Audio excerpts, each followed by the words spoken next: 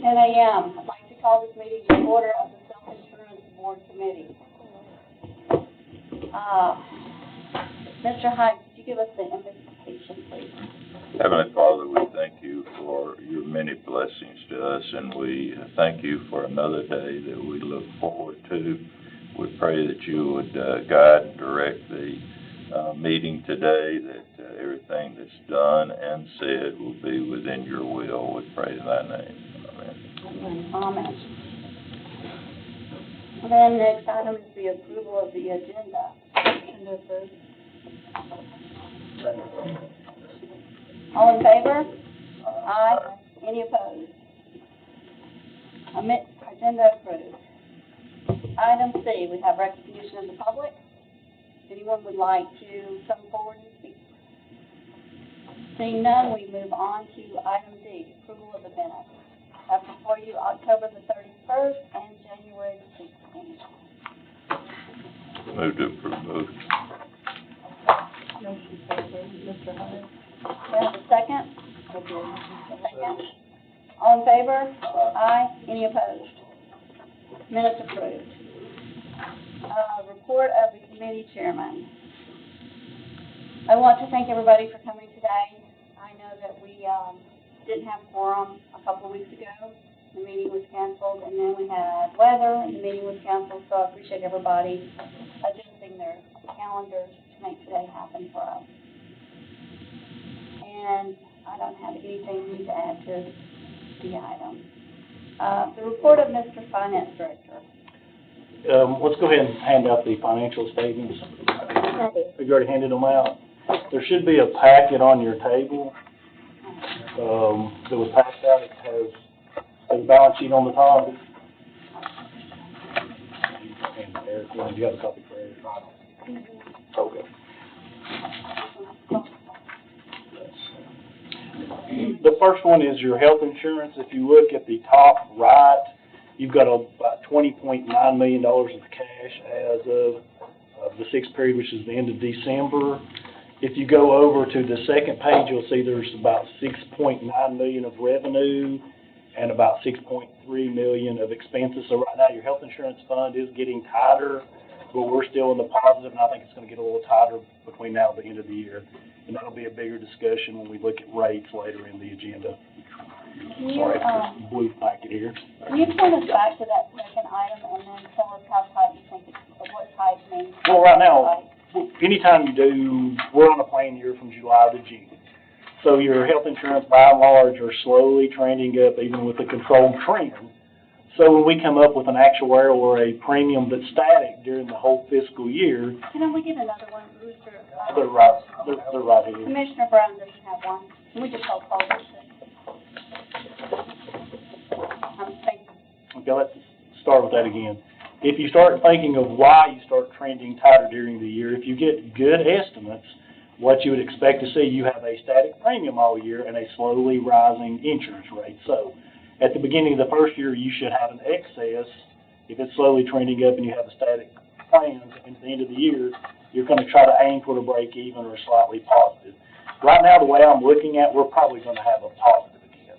We do have some concerns, which Brittany and them are going to talk about on their report. We do have some that are approaching where we would have been for the reinsurance, but right now they've been paid to this too. Now your dental plan, a lot of those are rates that haven't changed significantly for years. So if you go to the fourth page back, and it looks like this, you've got about probably under 1.5 million in there. If you go to the next page, and I'm just going to read the numbers, to you. Sorry, I'm trying to catch up with you. It's about the fourth page back. Page 4. That's about the fourth page back. Does it have a number on it? No, they're not numbered. These were done last minute to get time read. That's okay, I understand. 2, 3, it's the fourth page back. Self-insurance dental? Right, if you look on the right, the top number is about 1.5 million, doing some rounding. That's the amount of cash you've got right now. You've got estimated runoffs probably somewhere between I'm still on the wrong 23 page. to 25. If you count 4 pages back. It's actually about 4 back, not from the front. Yeah, 4 from the front going toward the back. Yeah, 4 back from your front. Thank you, sir. Okay. you've got about, if you go to the right, you've got about $1.5 million of cash and somewhere between $23,000, $24,000, $25,000 of runoff. So this plan's very healthy. You go to the next page and you look at the third column to the right at the bottom. That's how much revenue you brought in this year, a little over $252,000, almost $253,000. And then you just flip over to the next page and they should be pretty well lined up on the third column. You've got $220,000 some odd dollars, so you've got about a $50,000 surplus. That'll be a discussion we get to premiums too. This fund, by and large, they gave us an actuarial several years ago, and it's been overfunded for several years. So it's looking good, and the costs have been relatively flat. They've been going up because you got more participants, but if you talk to a lot of your dentists, they say these rates have been capitated for years. I've heard their complaints. So, then your third one is your OJI. If you go back past that expense, it's the very next one, and it looks like this. If you go to the right, it's going to show you have $6,002,000. If you look at this one, it looks like we're doing really bad, but the payment for the general fund at that time, which is once a year, and the largest payment had not been made. So I'm just going to read the numbers to you. Once we brought that into the fund in the 1st of February, the cash balance is about $7.3 million with estimated runoffs of probably between 1.1 to 1.2. So the fund is healthy, but it doesn't have a large reserve, say like your health insurance. It would be nice to have a larger one. Looking at your revenue to expenditures, and I'm just going to read those numbers because we have updates since these. You have slightly under $2.3 million of revenues and a little over 1.2 of expenditures, which looks really good, but it's deceivingly good because that's during February, and the majority of your payments are all paid in July. So right now, what I'm estimating is we're going to have a small positive uptick, but not very large. It's kind of like last year. It was very small. But I'll go into more details when we discuss premiums just down later in the agenda. Does anybody have any questions? I know I went through it rather quickly, but I think Bob's and Brittany's report will probably mirror it pretty closely. So kind of talking about it twice. So if somebody's got any questions, that's the end of my report. Thank you. So the next item is report of the consultant. So I think I gave you several weeks out. So this is the January report. All right. Here you go. I think I got one over there. You got it. Okay, so we look at this every month. So it's always looking back 1 month.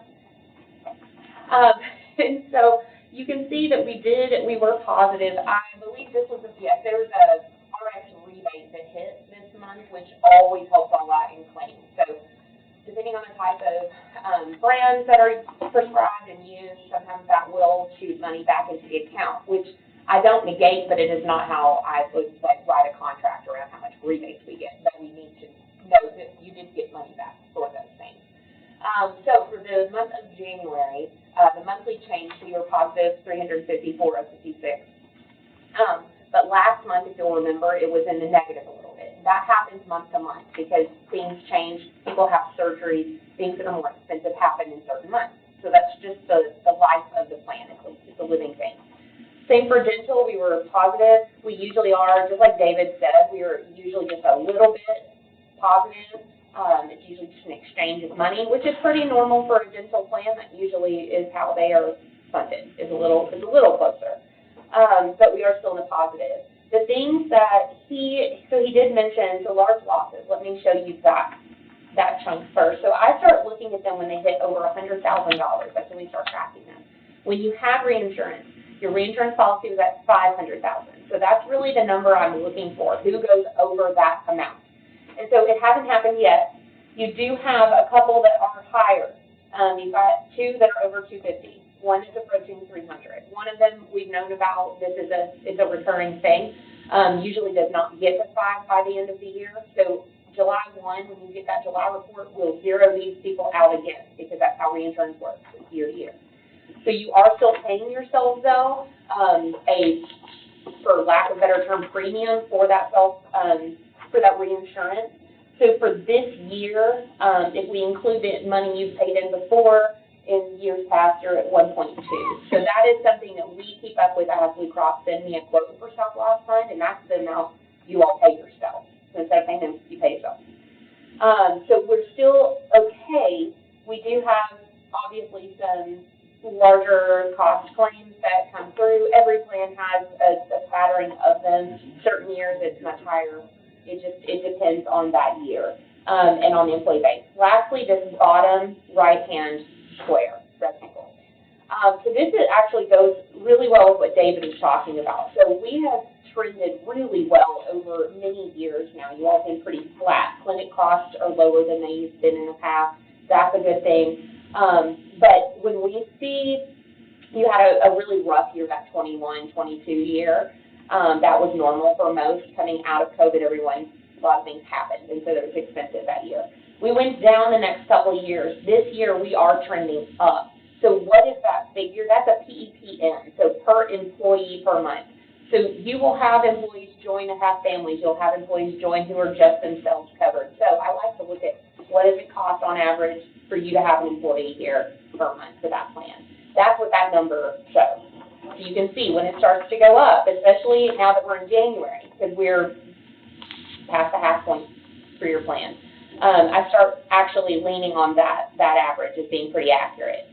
July, August, it's just not enough information for you to really make a decision. But yes, it is trending up. Though we are still, we're lower than the 21, that rough year. So we keep an eye on it. And yeah, are there any questions about this? Do we know why? So why are we now trending up? What, do we have a division of the health that's accelerating?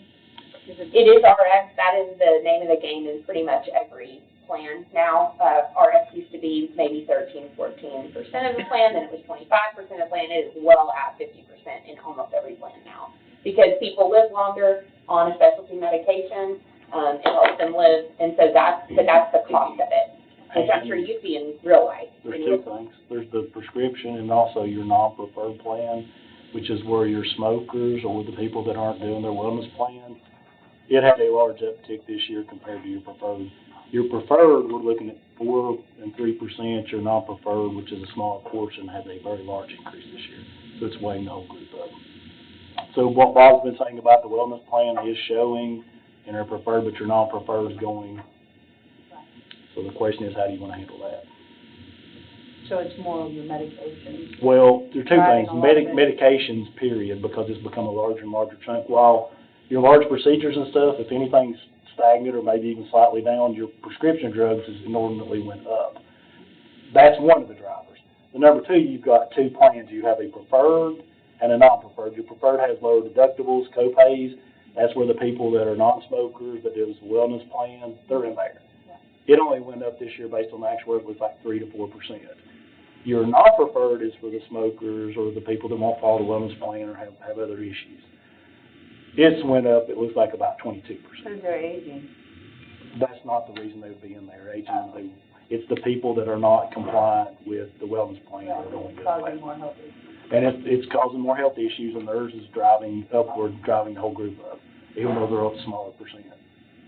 And we'll see that back when we start looking at premiums. I've got the premiums in there. So what is the compensatory, their premiums are higher, correct? No, their premiums are the same, their deductibles and co-pays are higher. So you pay the same, but you get less coverage.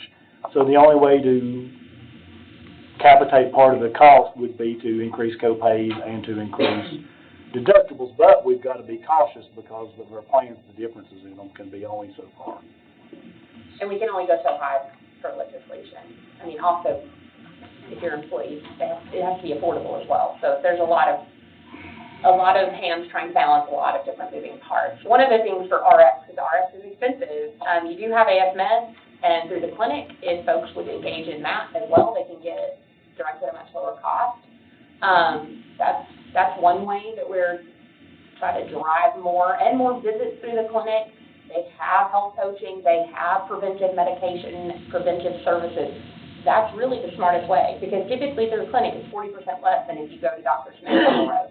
So, and that wasn't made up name, just for public knowledge. That was, I'm sure there is one, but that's not who I'm not trying to attack anyone specifically. It's just, it is cheaper. That is an at-cost drug. That is, it's the smart way. We need to continue engaging the clinic as much as possible.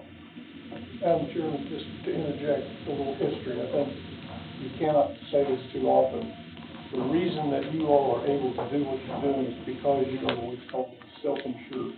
And we really need to avoid the use of the word of insurance. My insurance went up, or my insurance paid for it. But you don't have insurance. And because of that, claims are claims are claims. When we talk about the cost of the plan, it's not because it's averaged with a bunch of other groups or whatever within the insurance company with their profit margins and everything else. It's because your employees and dependents are spending those dollars at pharmacies and doctor's offices that's reflected back in your report. There's nothing else in there. Those costs, expenses on your report are actual claims, pure claims. So that's why years ago, this is the history part, years ago, y'all decided in the self-funded plan to install a clinic, to emphasize wellness, and to not reward people who don't take care of themselves. I can't say that well, I just said it. But it's true. You know, an employee who lives a good lifestyle, eats correctly, tries to take care and maintain certain illnesses that are identified they have, that employee should be rewarded for that. And the one who just chooses to smoke and not take care of themselves, and we know science says that comes with a bag full of other things that causes them to be sick. So you can't reward that behavior. So when we set up the plan, we said, okay, to be fair, we're going to charge everybody the same thing because everybody kind of makes the same scale. But on the benefit side, we will make that different so that those who choose not to do that will pay more, not in premium, but if they use it.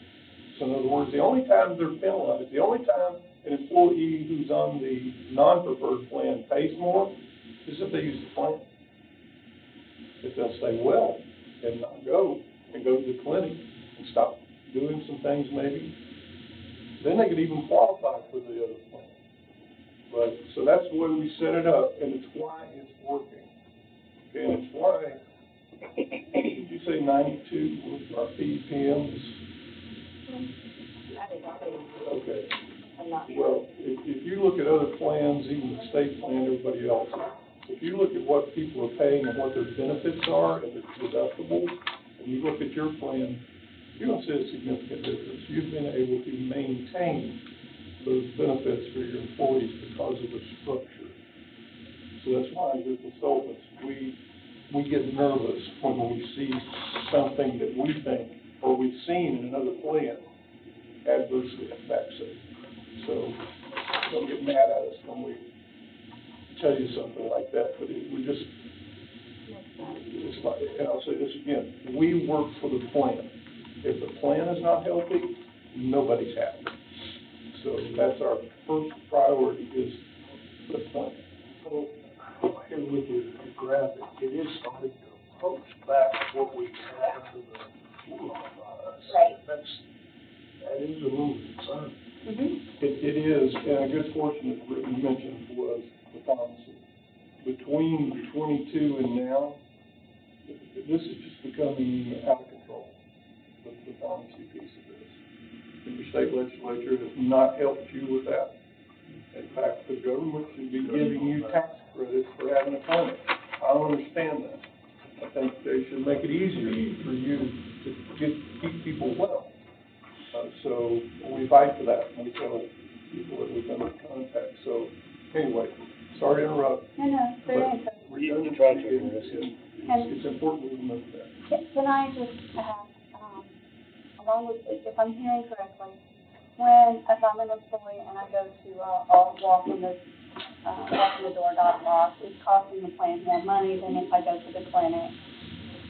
Yeah. Do we have, I just want to make sure I'm clear.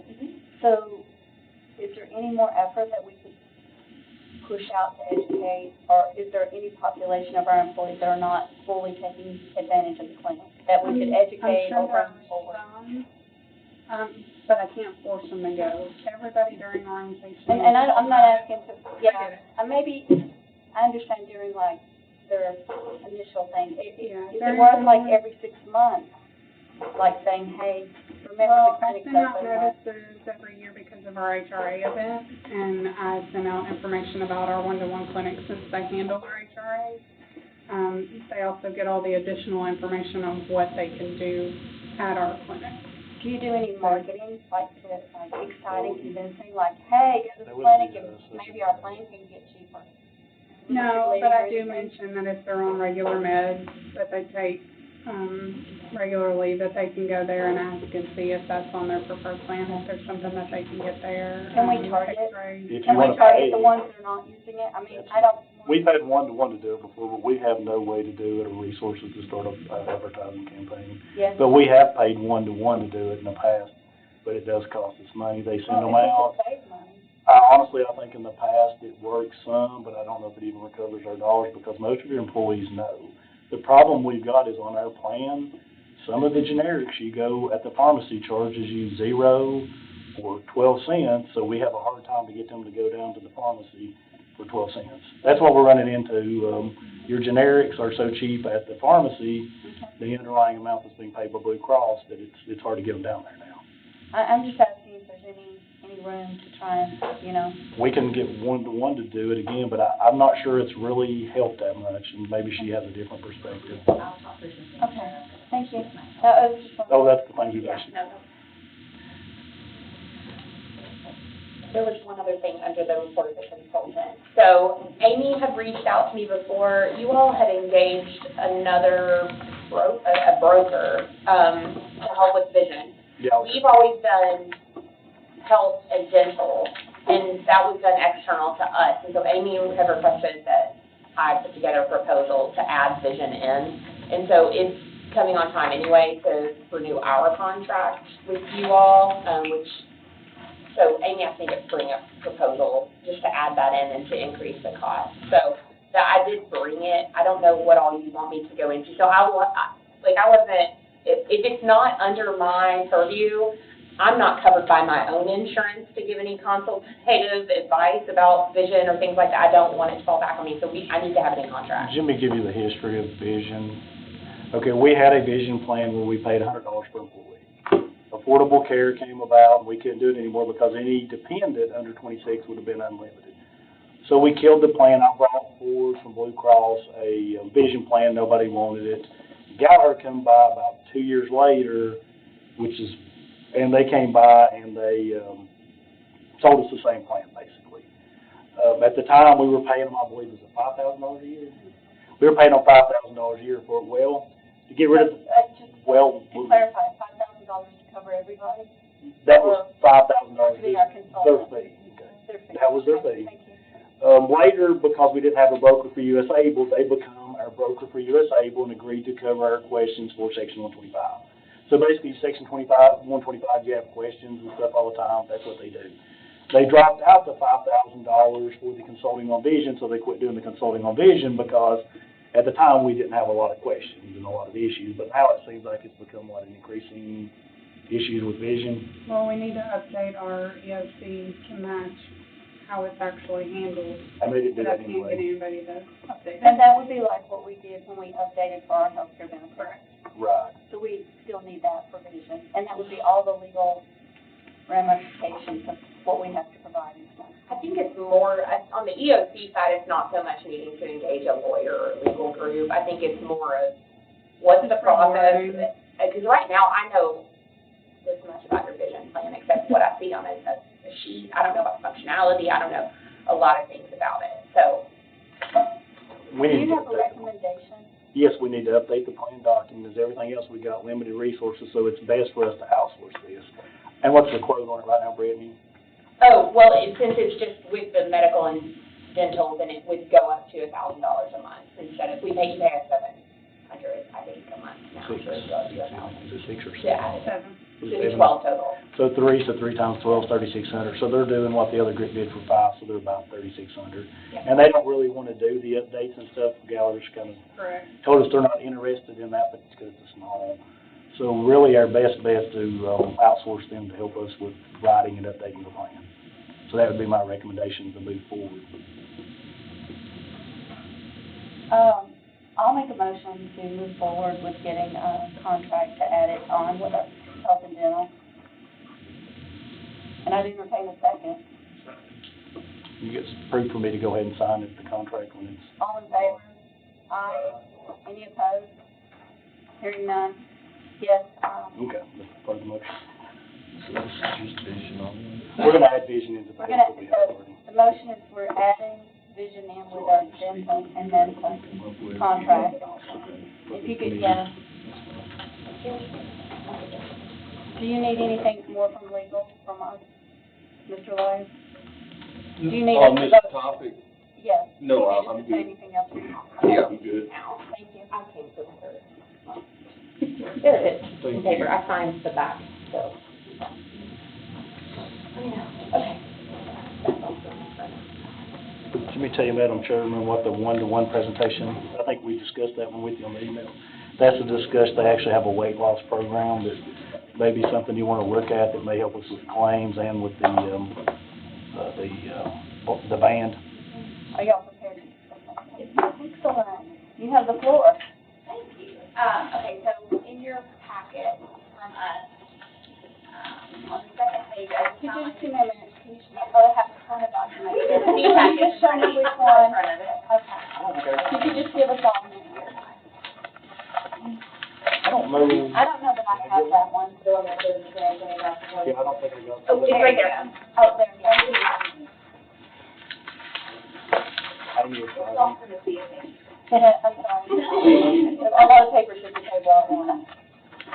All right, so if you look at the second page, I just recapped 2024, and so talking about engagement, you actually have really good engagement in the clinic with your population. So 65% of your total population engages in the clinic, 81% of those being employees and 51% being dependents. So we could talk about some outreach to engaging dependents a little bit more, maybe spouses who aren't aware of the clinics or services that we provide. We could look at doing some mailers to the house in the way of a postcard or a magnet, things like that. And really, it would be relatively low cost. It would just be the printing of the materials and the mailing of it. But it wouldn't cost a lot, but we could use this on what that would look like. But also speaking just to 2024, you had 5,857 total visits, which was a 15% increase over last year. And then I listed out the visits by clinic, so you can see that Schaefer is our busiest clinic. We have lots of wellness visits in Ellis, for Portland, and Ellis being the next city. Can I ask for just some clarification? Is this county or is this school also? This is combined? Your numbers. Just our numbers. I just want to clarify. And we'll only present your numbers. Thank you. 87 flu vaccines were provided to your employees and dependents through the clinic. We had 1,153 virtual visits completed. That's a 75% increase from last year, and that's largely attributed to the fact that we implemented text care. So we can do virtual video visits, but we also do a lot of visits via text now, and your employees really like that. So they can literally just text in and say, hey, I'm out of my medicine, I need to get this refilled. We can get it ready at the clinic, and they can stop by and pick it up. Or they can text and say, hey, I think I have strep. If we need them to run by the clinic and test, they can, but we can treat them virtually for lots of things. Also, in other areas I would like to advertise, we can do like text blasts, promotion blasts out to the employees, which is good when we have their phone number.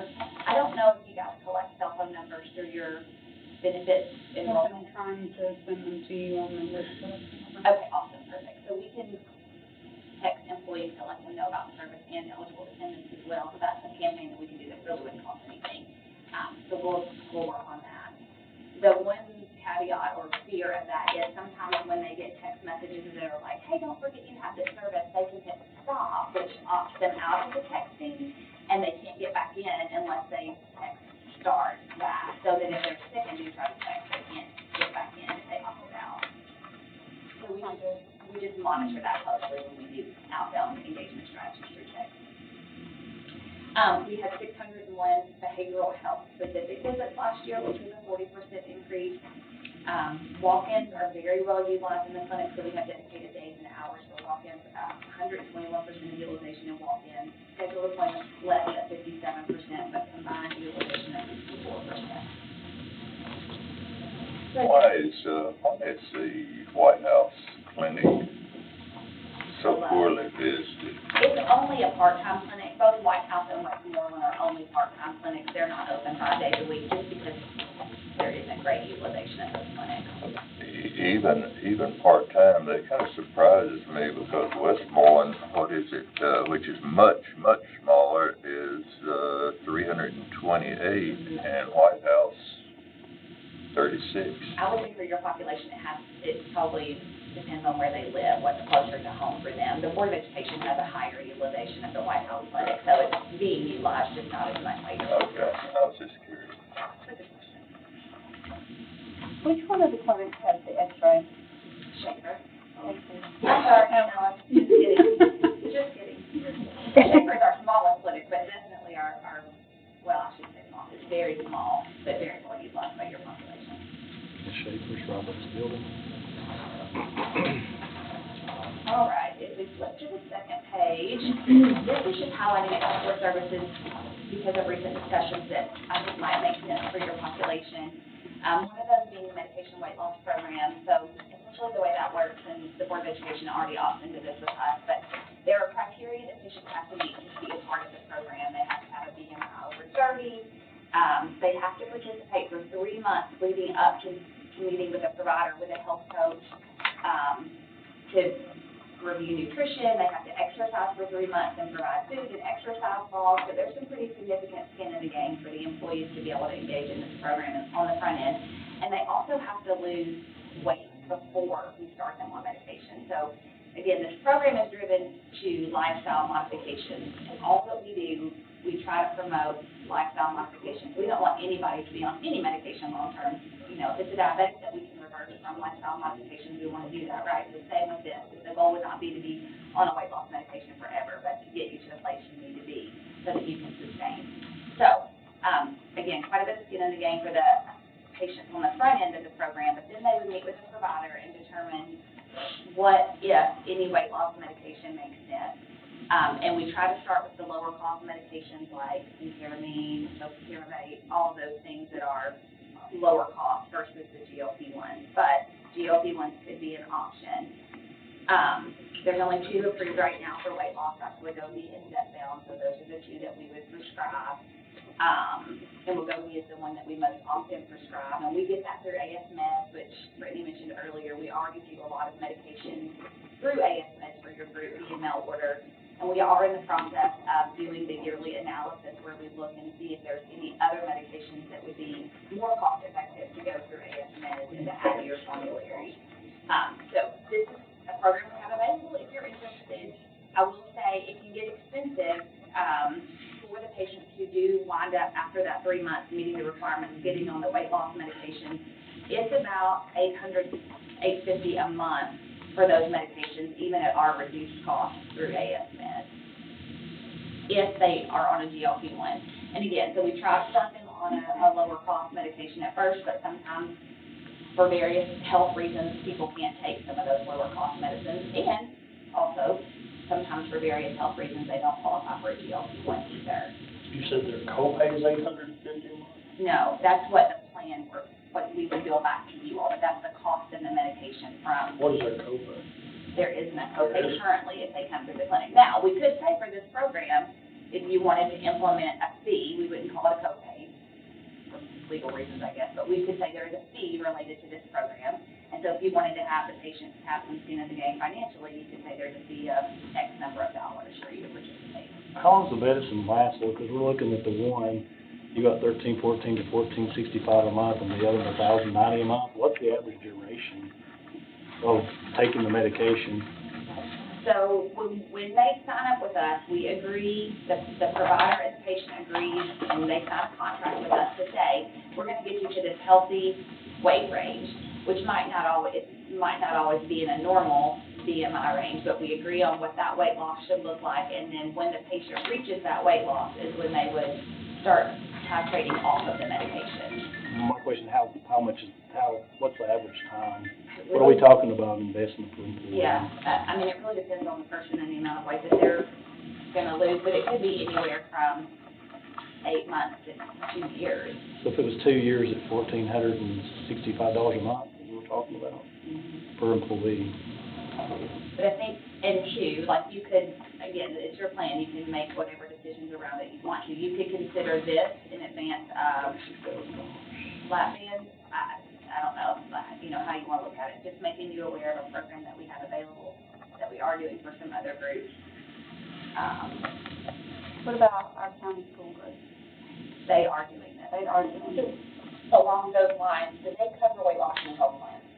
They do not. Okay, and then are they only allowing folks to get meds through you guys, or can they go through their PBM? They can Just only you. come through us. It's Okay. locked out on their So PBM. it's just like, so that is the current status, so your health plan right now does not cover weight loss medications. There are specifics for lap band surgery and those types of things, but you don't cover the meds at all right now. They don't either. No. They don't, but I will say, you know, they have a third-party data analytics company that pulls in all of their claims data, and through that, they discovered and are working on a group in this area, and I want to be careful about what I say, who are prescribing these medications, and they're being paid for by their plan. They're saying that they have different diagnoses, and perhaps they might. Yes, that is common practice, and we see it in certain clinics. Correct. And so potentially your plan is already paying for medications for weight loss when it shouldn't be. We'll take a look at this. And I don't know, obviously, we're like what we can say and what we can't say. Can I just say, so they're saying they're pre-diabetic, but maybe it's just border. Or they're saying they're diabetic. You have to be a diabetic to receive the I medication. know my doctor keeps testing my sugar level and really like saying, oh, you're just not. And I'm like, why do you keep saying that? So what do you consider, what do you guys, as your benchmark? 7, right? Now, I think it's 7. For now, for your program, we look at pre-diabetics for your, wellness what do you program. consider? This is a weight loss medication program, so we don't look at diabetes. It would be outside of diabetes. If you truly have diabetes, you're gonna receive whatever medicine is appropriate for diabetes. In our plan. There's a way to get around the ones that are reporting those wrong, because Blue Cross for certain medicines require prior approval, and they make them send in labs. And they see if you've got a lab and you're not a diabetic and you're reporting that, that would actually be insurance fraud. So the question is, you can move those, I don't know if Blue Cross and National could technically move those to prior authorization drugs annually, and I don't know if Blue Cross gives us that option or not. I know there's certain drugs that require prior authorization or annual. The GLP-1. Exactly, so if they're sending it in the labs, that's really cut down on what they're saying all this fraud's going on and we're paying for it anyway. Because they've got to send in labs where they're actually diabetic. Unless they're sending falsified labs, then they wouldn't be doing that. You know, I understand what the schools are saying, but if it's a prior authorization drug, it's harder to do that. And I have the PA process, so Scott sent me what that was for GLP-1. And it's By prior Blue authorization. Cross. So all members taking GLP-1s will need a PA, including those currently on the drug. If a member has a documented type 2 diabetes diagnosis, or if the provider includes a diagnosis with the pharmacy claim, will cover and process the drug at the pharmacy as usual. Otherwise, the member's provider has to confirm the type 2 diagnosis before the sale can continue. Drugs with approved PAs keep the same quantity limit. And I think that means they just have to send in the labs, and they don't put PAs on the. So that means your doctor has to send in your lab showing you are diabetic. You may not have the problem. I don't know what their PA process looks like. I just know that that's That's usually what they do with drugs that are high, or they have to do the prior authorization process. You know, make the doctor send labs and request.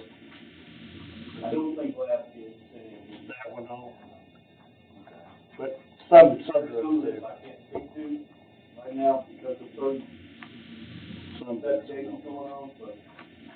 I know that some do, but I don't know if this one did. The other program I wanted to make you aware of, which I think can be very helpful for your population, is case management program, and Board of Education also uses this program, but we have an RN who focuses on high-cost claimants, like we could look at all of those secret new tracks on a monthly basis who are reaching that threshold, but even people under that threshold, who just need additional help navigating their health care. And so she spends a lot of her time coordinating record share between multiple specialists, to reduce like the number of labs that are repeated unnecessarily because the cardiologist is ordering the same lab as the nephrologist. And we also have the lab as well, right? So coordinating and sharing records. She's done some really creative things for patients who maybe can't financially afford getting to their specialist. We've had some patients who are costing the plan a lot of money because they're not able to go see their specialist and get on the medicines and the regimens that they need. So she's helped coordinate medical rides for those folks and do some really creative things, even as far as like going on to Nestle's website and getting free protein supplements sent to a patient's house who needs that. So I do think that the case management program would be a benefit, and she would focus specifically on those high-cost populations, and then we can look at other populations as well. What kind of a matrix are you using for success on that program? A little easier for the Department of Education because they do have this third-party analytics vendor, and so we code all of our claims, and we can see directly how those patients are being impacted and how the claims dollars are being impacted. But for your population, we would again continue to code so we know the number of visits she's seeing per month for your patient, and then she'll kind of keep a list as well of the improvements and things she's seeing. Is the charge of this option per patient or a group charge? It's a group charge, so it'd be like all the rest of the staffing charges that you all get as a split of her salary, so they would pay 86% and you would pay the 14% of her salary. So this is not implemented yet. This is another. This is a potential new guide if you wanted to look at it. So what is the cost? I estimated it would be around $28,000 a year splitting her salary. Yes, sorry. That's okay. So splitting her salary with your, No, yep, that's, yeah. thank you. So splitting her salary, you're talking about splitting it with the school. This would be your portion. So right now, the school is covering her whole salary, so if we did this, it would, and I look at it all together, I Yes. consider these tax dollars all together. Right. So we're already paying her salary. So this would just be us moving a little bit of it back over to the county side. And her focusing on your patients as well. I understand. So this is 28,000 a year for this one person, to the county? Yes, yes. It's probably gonna be a little less than that, but that was my estimate. Is she gonna be able, how long have you had this program in place? I'm just wondering if the school does have more employees that she's managing, does she have enough of a work schedule that she can carry up some additional load? She does currently have the capacity, and we actually have budgeted 2 RNs with them, but we haven't had to grow to that just yet. She's been able to manage herself. If you take us up, are you gonna schedule 2 RNs and then the cost would increase? No, she has the capacity right now to take on your population. And obviously, it may grow over time, right? I hope it does, and she's able to engage more and more folks, but right now, she has the capacity to do that without any additional cost to either group. Okay. So just to clarify, you've presented us 2 additional options that we need to be thinking about as possible add-ons to the plan.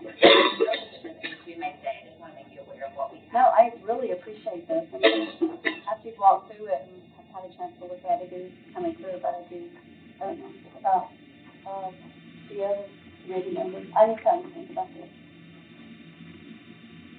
And there's just some more information regarding those programs as you look through here. Some examples of patients who help with case management, different things like that, but we've covered that point. Is there an estimated savings on any of that versus the cost, or do you guys have anything on either one of the programs? I can probably share what we're seeing, on the school side, because again, they have the ability to track that through that third-party group. So like on the 28, we could compare it to what we think we're gonna save, but Yes. the other one's gonna be hard to see, especially if you're talking 24 months up to $1,500 a month, you're talking $36,000 And with it medication. is, right, it's an It's gonna be expensive. very hard to pay for that unless it's a major, unless it saves you a major heart condition or something of that nature. And, right, that is the hope, and through that Vital Insight data, I think it was, I would have to go back and double check my numbers, but it either cost the plan $10,000 or $12,000 on average per year for people who are obese, who would fall into that range. So the hope would be they wouldn't be on the medicine long term, they would stay within a healthy weight range, and then that additional cost plan on paying every year for them being obese would eventually help pay for the medicine supplies they. So I'd like to make a motion to defer this to old business, and we can talk about it in future meetings. Can I get a second? Second. All in favor? Aye. Any opposed? So if we could just have that on old business.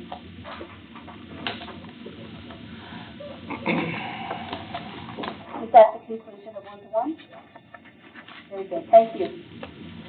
We'll move into old business. The first item is the OJI plan at the sheriff's office. You want me to go into the details? Yes, and, yes, if you could. And then you're gonna tell us the details from the financial side, and Mr. Well, I think Fiddler from the legal side, or I we're can gonna just cover both? tell you what I've gotten in Mr. Fiddler, maybe the best is, I can give you the history. Before I got here a couple of years, and it's only through the sheriff's department, they started making up the difference through their budget. So what you got on the OJI plan is an employee that is on OJI gets paid 2/3 of their average salary from the previous year, correct? 66. Well, yeah, which is 2/3, 66, and that amount they receive, because it is in lieu of a valid workers' comp claim, is tax exempt. The sheriff's department, before my time, started making the other third up out of their budget by paying it to them. I had questions about it. I was earlier told that it was allowed, that they could do it, so, and I'm not gonna throw any names in, but I was told that, so we dropped back. The questions come up again because of twofold. One, you technically can end up making more being on OJI doing this. Looking at the tax issues, we tax them on the non-OJI and don't tax them on OJI, so I think we're fine on the taxability. But talking to Mr. Sittler, the same question that I had has came back up, and he is not in concurrence with me earlier, because page 5 of your OJI, if you look at 1-103, on page number 5, toward the last sentence, it says, "This shall be provided exclusively payments by this plan." I'm sorry, tell me again. Page number 5 of your agenda packet. Okay. I was looking at the page that's numbered 5. Should have a number 5 on the right side of you. Got number 5 on it? Yes. It says, 1-103, under authority, that these shall be, the exclusively was provided through the OJI for payment of on the job injury. And then it goes down to 105 and repeats that, and repeats it all the way through the plan.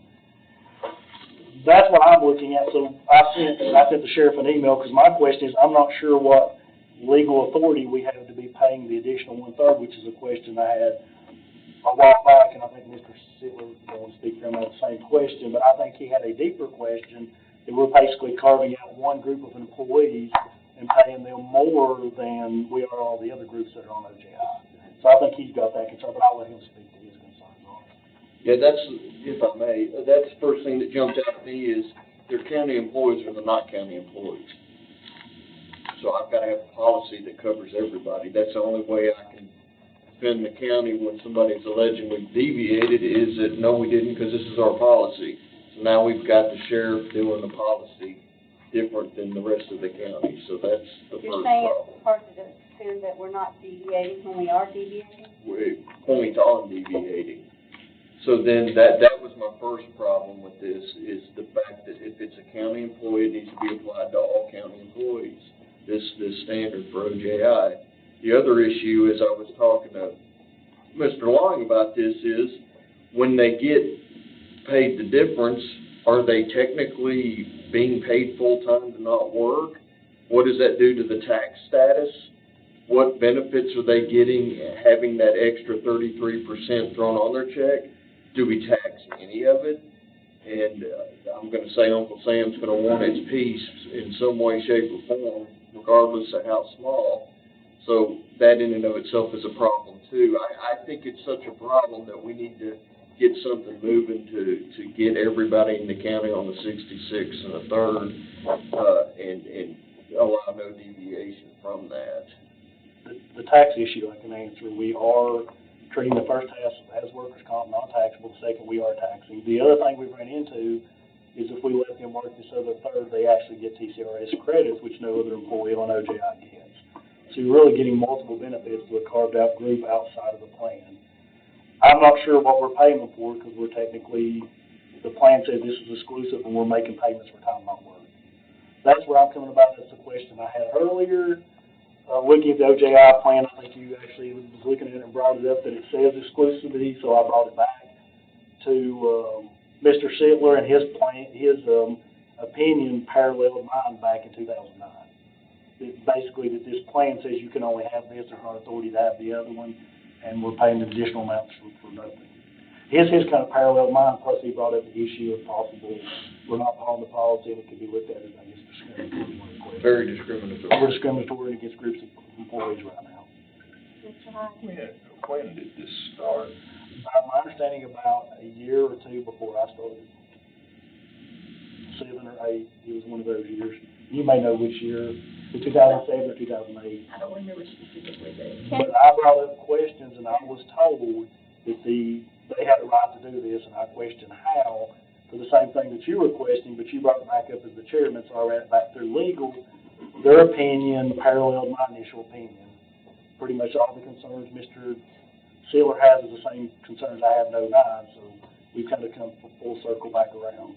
And just to revisit what you said, is there any reason we were doing it other than we were doing it? I was told that there was an employee that about lost everything, so they weren't getting paid, but I'm not really sure, because you get paid 2/3 tax-free. So when you do that, you're coming close to your normal salary. One of the reasons you don't come to 100% of your salary is it encourages you to go back to work. So if I'm paying you 100% on tax, 2/3 non-taxable, 1/3 taxable, I'm not really seeing the incentive to go back to work. That's kind of a logistical issue. The other issue, this plan says it's exclusivity. If this is exclusive, what are we paying that other third for? And then it brings up the question that Mr. Sittler's got. If an employee sues them under OJI, their number one argument is we've done this for this group, why not me? And it's not even spelled out. But it's not part of the OJI plan. In my digging in on this was, I believe at some point in time, the nature of the work the sheriffs did, they were trying to use that as a way to elevate the need for the 100% because of the difficulty, the challenges they have as deputies, the risks they take. But that's still going to set us up for a discriminatory problem, because I would argue holding a sign on the highway while the highway's being paved is pretty dangerous. So are they going to get shoved in this? And that'll be exactly the kind of lawsuit I see coming out of this. Why does he get 100% and I don't? And I can tell you how it came back up is when you become chairman, you were doing your diligence, so you asked me about this, which was basically the same concern that I seen back in 09, so that's why I went back up to legal and then back around to you, Madam Chairman. Mr. I, you have something? Who would have the authority to correct this? Would it be a commission issue? I think they just need to tell me that it's not authorized payroll, and we just tell them that future ones aren't paid. Right now, there's running through payroll, and they're putting them into payroll. The question is, what are we paying for? And it may be before we go that far, is to invite the sheriff down to kind of discuss it with the police. I think we've already discussed that. If I may, if you want to shortcut this, the easiest thing to do, unless it's been a while since I read the policy, but the policy does not create an exclusion or a deviation for any department. All we have to say is we're enforcing the policy, and that kills anything beyond 66 and basically, there's no legality for them to pay it. There's nothing for us to do because we're enforcing what's already been passed. I sent him an email discussing the taxes. I think it's fine, based on my opinion. My other question is, I also informed that I couldn't find anything legally authorizing these additional payments based on what this plan says. So that's kind of, unless Eric sees something different, I think it's I have a paper, question but nothing at this point. for case management. How many people are currently out on OJI at the moment? How many cases are you I have managing? 2, and then last year. You have 2. My question is, once you've already got him there, are you going to suddenly change or let them finish up before them? Yeah, I've always been a big believer, if I may, is write out what you got, make it effective now for that seems to minimize potential problems. Have a motion? I have a motion to let the two sheriff employees, run out their workers' comp issue, and then once that's finished, then the policy is implemented as it's written, and there's no more discrepancy on that. That's my motion. All in favor? Aye. Any opposed? Motion passes. Are those two on this right here? No. They're not. It's separate from that. So, if it's an injury to do with work, it should not be claimed to health insurance, it should be claimed to OJI. Right. And that may not always happen, but we try to make that happen. Do we, may I ask a question? Yes, sir, that's right. Do we have any idea, since 2008, roughly how much we have spent through this deviation? No, because it doesn't come from me. I pay the 60, 62 and they're paying the other third out of their budget. So you could- I don't pay it. Could you calculate that for us? You know what the 66 is, you could come up with a 33. I can try again. And roughly, How far did you want me to go back? well, you said 2008 was the beginning of this with the sheriff's department. And my second part of that question would be, out of curiosity, about what does that cost us per employee in the sheriff's office? Now, I know seniority would make a difference in salary, but just roughly, are we talking 500, 1,000, 1,500? What? Do you have any I don't idea? have any idea. I'll see if I come up with a number for you. I just would caveat that with, this will take some time. So, But you'd have to pull out all those claims. yeah, Percent of what was paid. we're doing hard file digs at this point in the game. Well, Go back that. I thought you might have that. Don't do anything that's gonna cost us more money to gather that's already there and done. But I was just curious as to, what that was costing and how many. But Is that's there some all right. number that you could give us with like 20 minutes worth of work to give us an overview of by year, how much OJI has been costing? I think that might help us understand a little bit more. Like per year OJI, Mr. Long probably has a huge, roll-up number at some point. That's a. And we could just see, You mean temporary total disability, just the temporary total disability number. I'm not quite sure which numbers We'll you see. have, but something to give us a little bit more detail, but without taking a ton of resources. I'll see what I can come up with.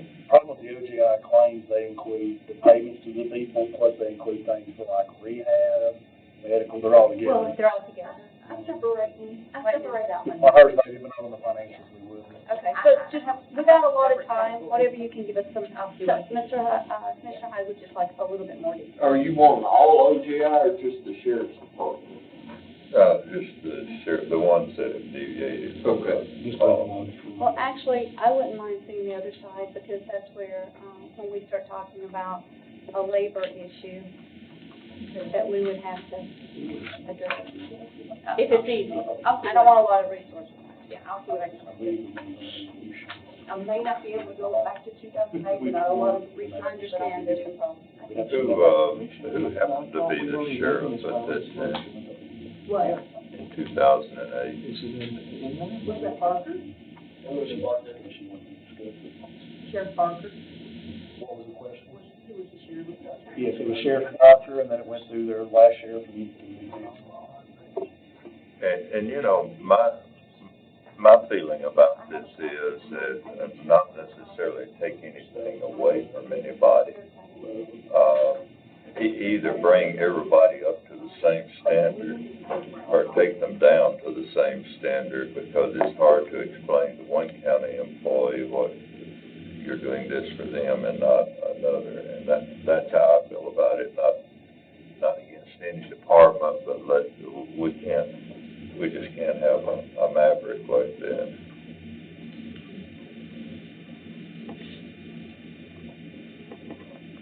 Any more? Do you have something else to add to that, Mr. Lawrence? No, my only thing is if you changed everybody, my only concern is if you're paying 2/3 of your salary non-taxable, 1/3 taxable, there's a potential to make more money not working, which is gonna create an incentive to continue on the plan longer, which is gonna increase your costs. I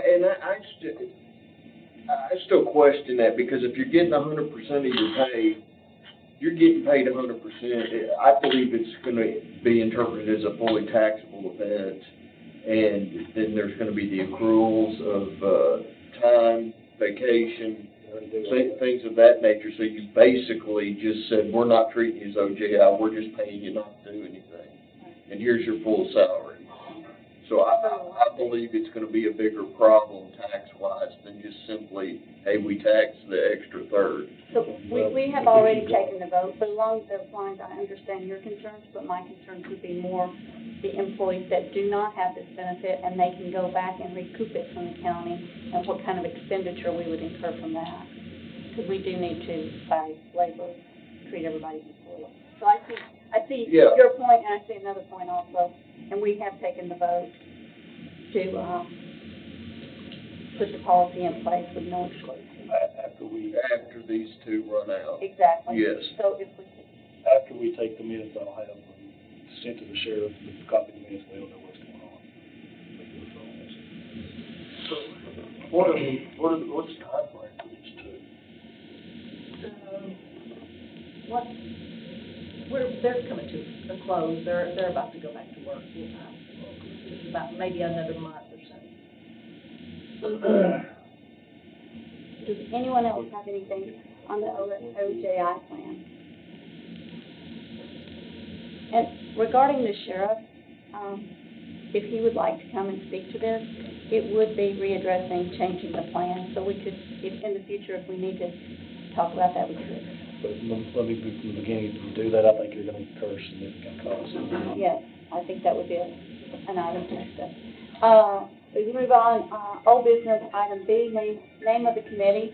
I think you're named by resolution, that's what I was talking to the law director. I think on your last resolution, it named this committee. I believe You'd have to go back to commission. It merged a couple into this one. What do you need from this committee? What do you want to do? Is this our resolution name? SIB, I believe, is what everything got wrote under. It should be self-insurance for each committee. We can verify that, but What about the liability part that was merged? it's all self-insurance, it's the liabilities too. We have. Property and casualty? It's the same thing, we're self-insured. Well, we're a partially self-insured, we pay claims, but we have reinsurance on like buildings and liability, so we're self-insured with some of it being insured for catastrophic. So are you recommending that does the resolution name not match our name on this agenda? Do we need to change something, or we're just verifying? I don't think so, I think it was a discussion last time, you guys thought you might want to change it. Change name. In the You might want to minutes. change it, but the thing is, I think it'll have to go back to county commission if you change it. So, Y'all had suggested, based on the minutes, changing it possibly to Sumner County Insurance and Liability Board. I think SIB catches everything, but I mean, I don't think that's a legal question so much as. any input from the committee? I think you need to leave it alone. I think so too. I was the one that brought that up because of, primarily what Bob said. It doesn't say liability, but it's not worth going through all of that. So no action needed, item clears our agenda. Next item, on old business, smoking surcharge and spousal surcharge. Mr. Long, would you like to present? Here's the two things that kind of catch your attention. One, we're trying to, for the employees' health and to keep the plan viable, we're trying to keep nicotine usage to a minimum. You have a nicotine charge, which is $25 a payroll, but you have a spousal charge, which is $50 a payroll, which is double that. The spousal charge only applies if the employee's spouse does not have insurance somewhere else. So it has nothing to do with claims, cost, or anything else. We get more complaints about that than anything else, and then mentioning it's illegal, they kind of the same concern. What real justification do we have on that one? You know, is it 50 per, or it should be 50s for 50s, kind of what we're looking at. You mean both, like the male, the employee and, Well, right now, be the same? well, right now, what I'm saying is, two employees exactly the same, correct? Right. She has her spouse and herself, she has her spouse and herself. If her spouse's employer offers her insurance, she gets charged 50 more. This one don't, she don't get charged the 50. Well, you really gotta think about that if you're self-insured and you don't offer your self-insurance, it's $50. That's what we're saying, there's not a lot of consistency in that. And then the other thing that brought the attention up is the smoking surcharge is significantly less than the actual spousal.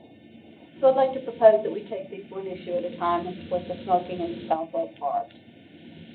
So it's talking about smoking first on the item. So the smoking surcharge is currently $25.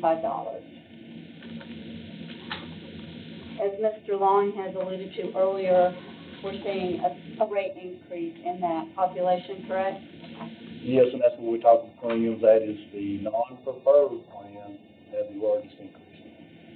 But we've heard from our consultants, we have to be careful when we raise fees, and it's a moving item. So, what I'm reading here, and maybe I'm incorrect, what I'm reading, so you have, bless you, $25, so it says you do not submit this form, you will be enrolled in a standard insurance plan where we charge a smoking charge of $25 for you and your spouse. So, what that's saying is that the spouse is smoking, okay, the employee smoking, and the person in the home, the spouse, is maybe not smoking, but they're on secondhand smoke, then they're still paying $25? I'm confused. It's $25 per smoking adult. So your children's not involved, but if both the spouses are smoking, there's $25 each, correct, Amy? It's nicotine use. Nicotine use. So if they test positive. Only one does, it's just the 125, but not another 25, but they both go on the non-preferred plan. Because the whole family goes, it's all or nothing. Okay. That's all the way it was. So if both of them smoke, there is $25 per participant. Okay. And the idea is this is not enough to cover the cost? It's definitely not enough to go. No, not really. That's kind of the one, and then the other, we get the most complaints about the inconsistency of the spousal one. So That may be something you want to leave alone. for the smoking right now, the question is, we're not looking at reducing it, we're looking at increasing it. Or leaving it the same. It's vaping, chewing. I'm just bringing it to your attention right now. We have an increase in that one plan. The smoking, when I think Brittany, you said the smoking was not being counted if it was affordable or not toward the calculation. That's what I can find, is that it's not part of it. And so you can be harsher with your financial hit on tobacco nicotine type. What about vaping? That's the same Yeah, thing. if it's nicotine. Now, if it's something else, But what I'm saying is vaping is not, it's dangerous. So, But right now, we're getting ready to start March, the plan starts over in July. So what I think may be a good thought process right now is leave the surcharges the same, but make a recommendation to change them for next fiscal year. That way it gives people a whole year to know if you don't try to stop smoking, it's going to cost you a lot more. You know, we just got March, April, May, June right now. It's going to hit these people more, and they've got no time to prepare.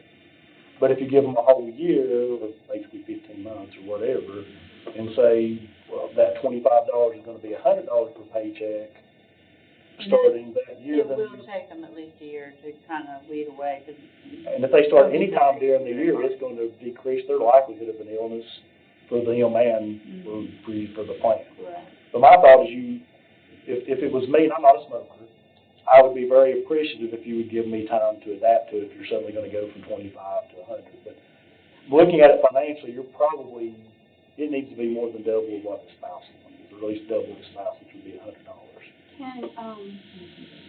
Can you brief the committee on how smokers are determined, the testing? We do. Because the committee doesn't. Once a year, they do a nicotine test, and the complaints that we get from a lot of employees, and we know it's happening, people will quit for 2 weeks or a week and pass the nicotine test, and then they sign the certification that they're non-smokers, because I hear complaints all the time because they can see people smoking all around the buildings, and they know they're not paying them. So then you need to have a, Can't do randoms. Like, Random drug testing is a. every 6 months. Don't hate the player, hate the game. The game says that you can't do random drug testing on your employees without. No, I'm not talking about random, you could put in there that, a biannual, non-nicotine test. They have to go to, is it a strip or they have to go to a clinic? A blood test. So you would do a biannual, like that? How much does it cost to do a strip test for nicotine? Uh-huh. We don't do it anywhere, I'll have to look up. Oh, okay. That's my question. You could do And I it think on the the go clinic. extra coating, too, also. Commissioner They're Brown? already getting their labs drawn for like their A1C, so. What we about just- dependents? It doesn't, it just covers the spouse and the employee that have a spouse. It doesn't cover dependents. 16-year-old. That's a whole different issue on its own. If I can, from a legal standpoint, I think your best course of action is to chase this with the dollar. I wouldn't increase nobody here likes being told what to do, and the last thing they want is a bunch of commissioners telling them what they can and can't do, and they're gonna test them, and they're gonna do all this other stuff. So if you do the price hike, I think you're gonna start weeding some people off that way. And as far as the spousal thing, the easiest way out of that is to simply say you're bringing your spouse or you're not. If you are, it's $50 or whatever price you come to. I don't care if it's offered, or if it's not offered. If you bring in your spouse, it's $50 extra. And that Those goes are and then you don't have to argue any points around that. It's applied to everybody. Unless y'all see some hiccup as far as the insurance Unless you'll side. know an answer, I'd like to defer and find out what the schools is using and look at what standards are with other, government entities on these fees. On both of them? Yeah, on both of them, unless there's an objection to doing that.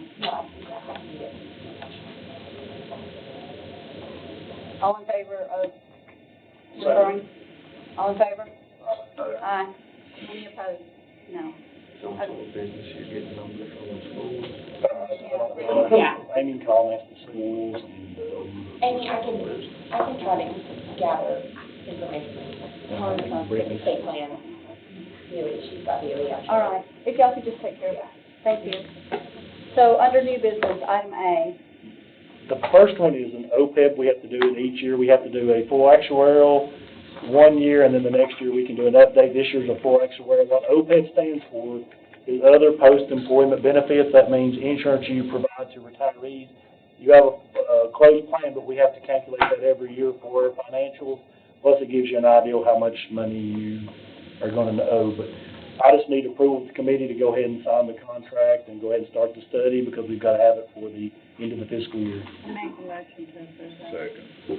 and I'm going to take a vote on that. I just want to know, do you, is that a competitive contract or professional service? We consider it professional service. I bid it the first year several years ago, but they're the same one that does it year to year and updates it, so it's cheaper because of that, and it's better continuity, the same results.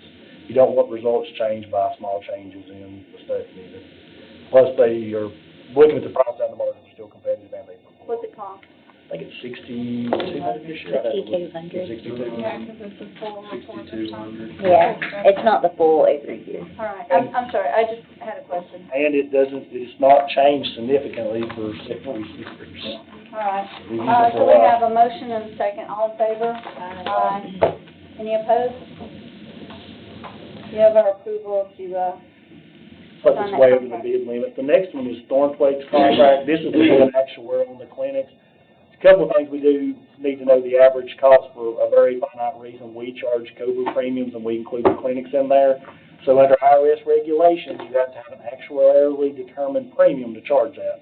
When we do it, one, we get actuarials from Blue Cross, we get actuarials for the OPEB, and we get actuarials from Mr. Thornthwaite.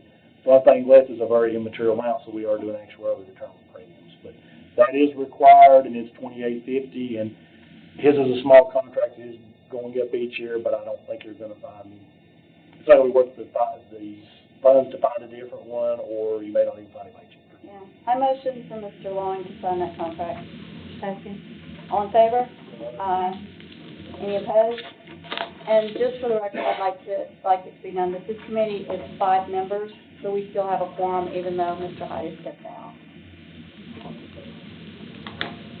Item C, lap band policy. Let me go through that. We've included several items because there's been a lot of discussions about the lap band. One of the discussions we heard was that a provider or a department, we're not sure which one, told employees that it included spouses. The lap band procedure has always been employees and has never included spouses from the very beginning. Number 2, on the lap band, one time it was changed from, for one instance, it was changed from 5 to 2 years is their understanding, but a form got out some way with 2 years on it because we found some of those lately. The other thing is everybody. Define that 5 and 2 years, what that means exactly. That you have to be an employee for the county for at least, is it 5 years? And you have to be on the plan the last, how many years was it? 2 or 5? Okay, you have to be on the next 5 years. 5 years. Did we clarify that last time because we had, We talked about it, yes. but we haven't done anything about it? Well, a new waiver was brought to my attention that specifies only 2 years. That was handed out prior to me. We don't know who did that. Where are we on clarifying it and making sure that our papers are? You need to clarify what you're exactly wanting to do today, and then we'll send out emails on it. And the clarification we needed, I just want, because when we discussed it last time, it was a difference between, I think the question was 5 years of employment and 5 years of insurance.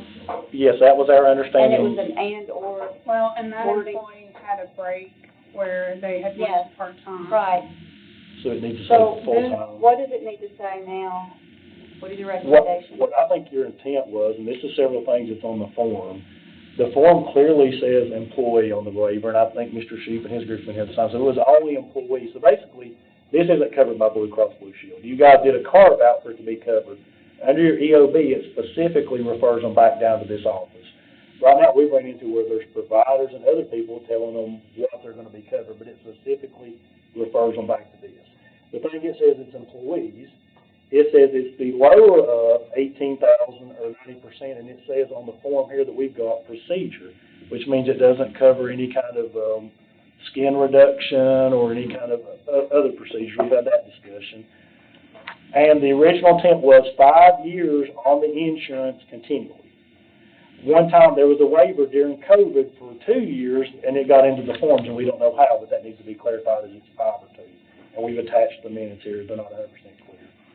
Yeah, but that was just public recognition. That was just public recognition. But they did it for two years, down from 5. A motion was made to hold to amend the plan to change from 5 years down to 2. Continuous service, Sumner County will waive the requirement this one time with 1-to-1 due to the COVID-19.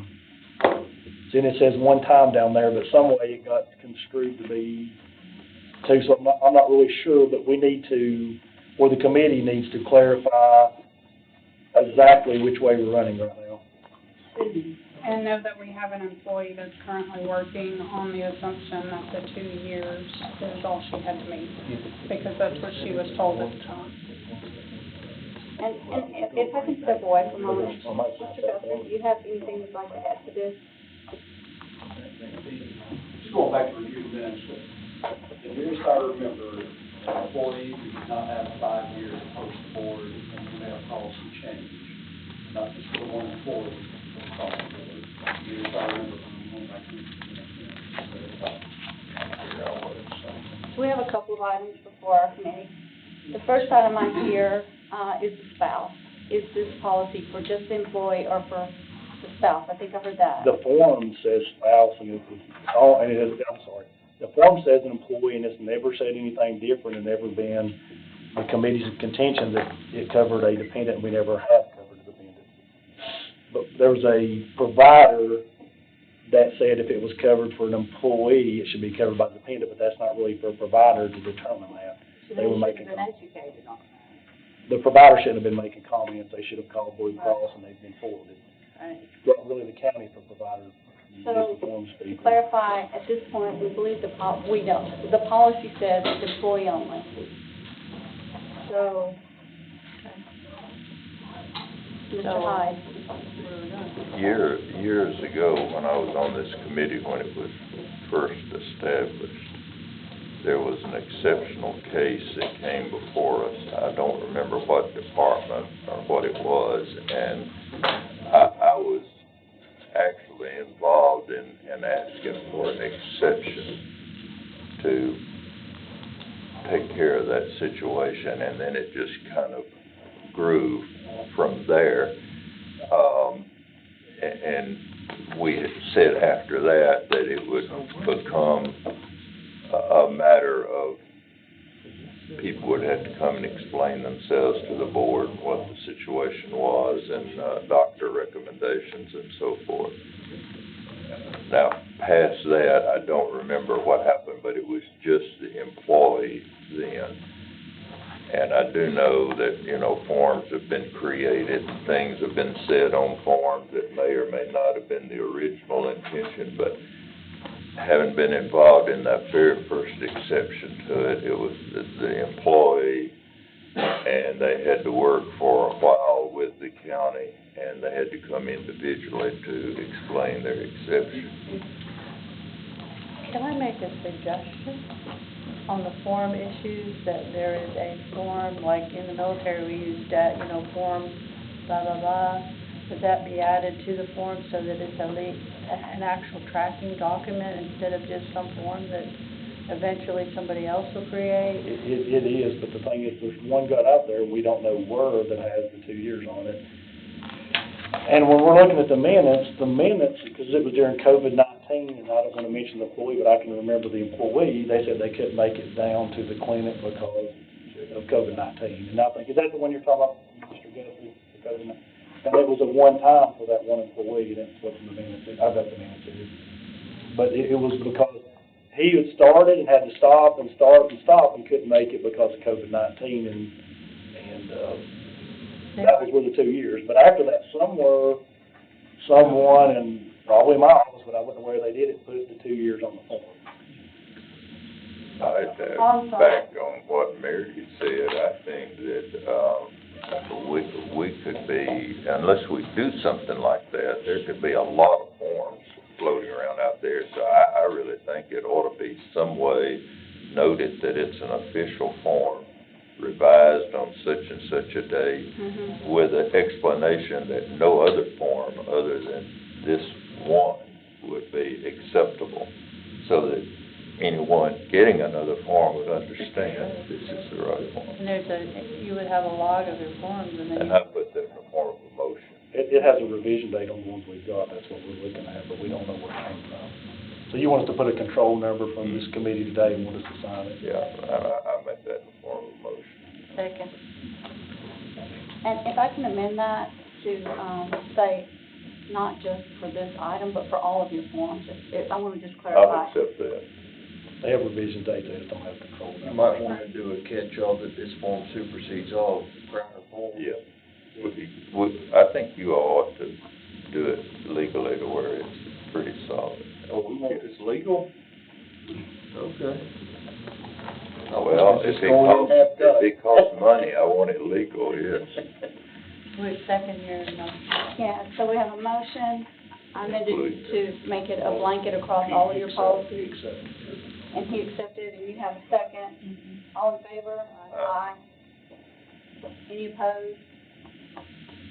So we have new requirements for forms. But still on the table is, the current policy is, it's an employee only, and that's how our policy is. 5-year, right? And our consultant would, without any objections. Ruben's researching here, but the form has no authority over the plan document, Yes.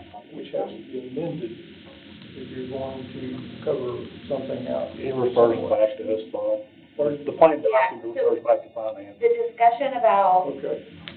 if employee and dependent, what have you, in the plan document that's in effect today, it says, it doesn't say if it applies to one or the other. It just says for lap band / non-experimental gastric sleeve procedures, contact your employee benefit specialist for criteria, for waivers / requirements on these procedures and steps how to proceed.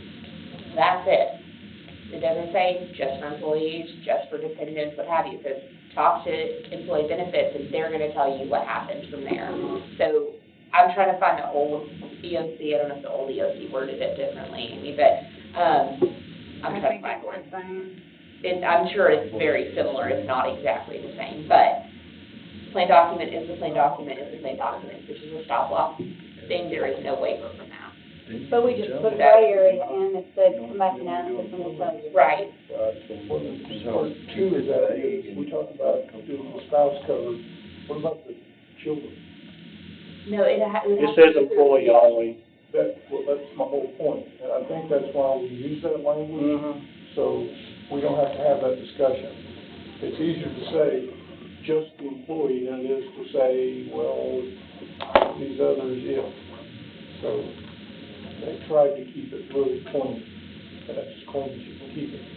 This is covered. And it's never been on the form or anything I'm aware of, or in discussion to cover anybody, but Yeah.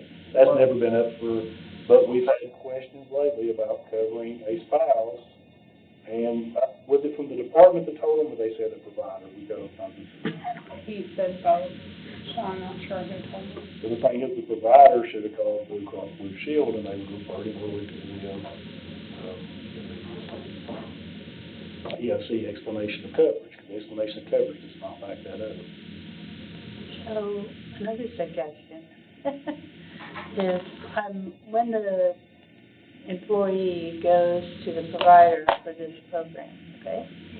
And they just have a discussion of what they're going to do. The employee, I would suggest, take the form, which is what it says the surgeon will sign it, that this is what we would do only.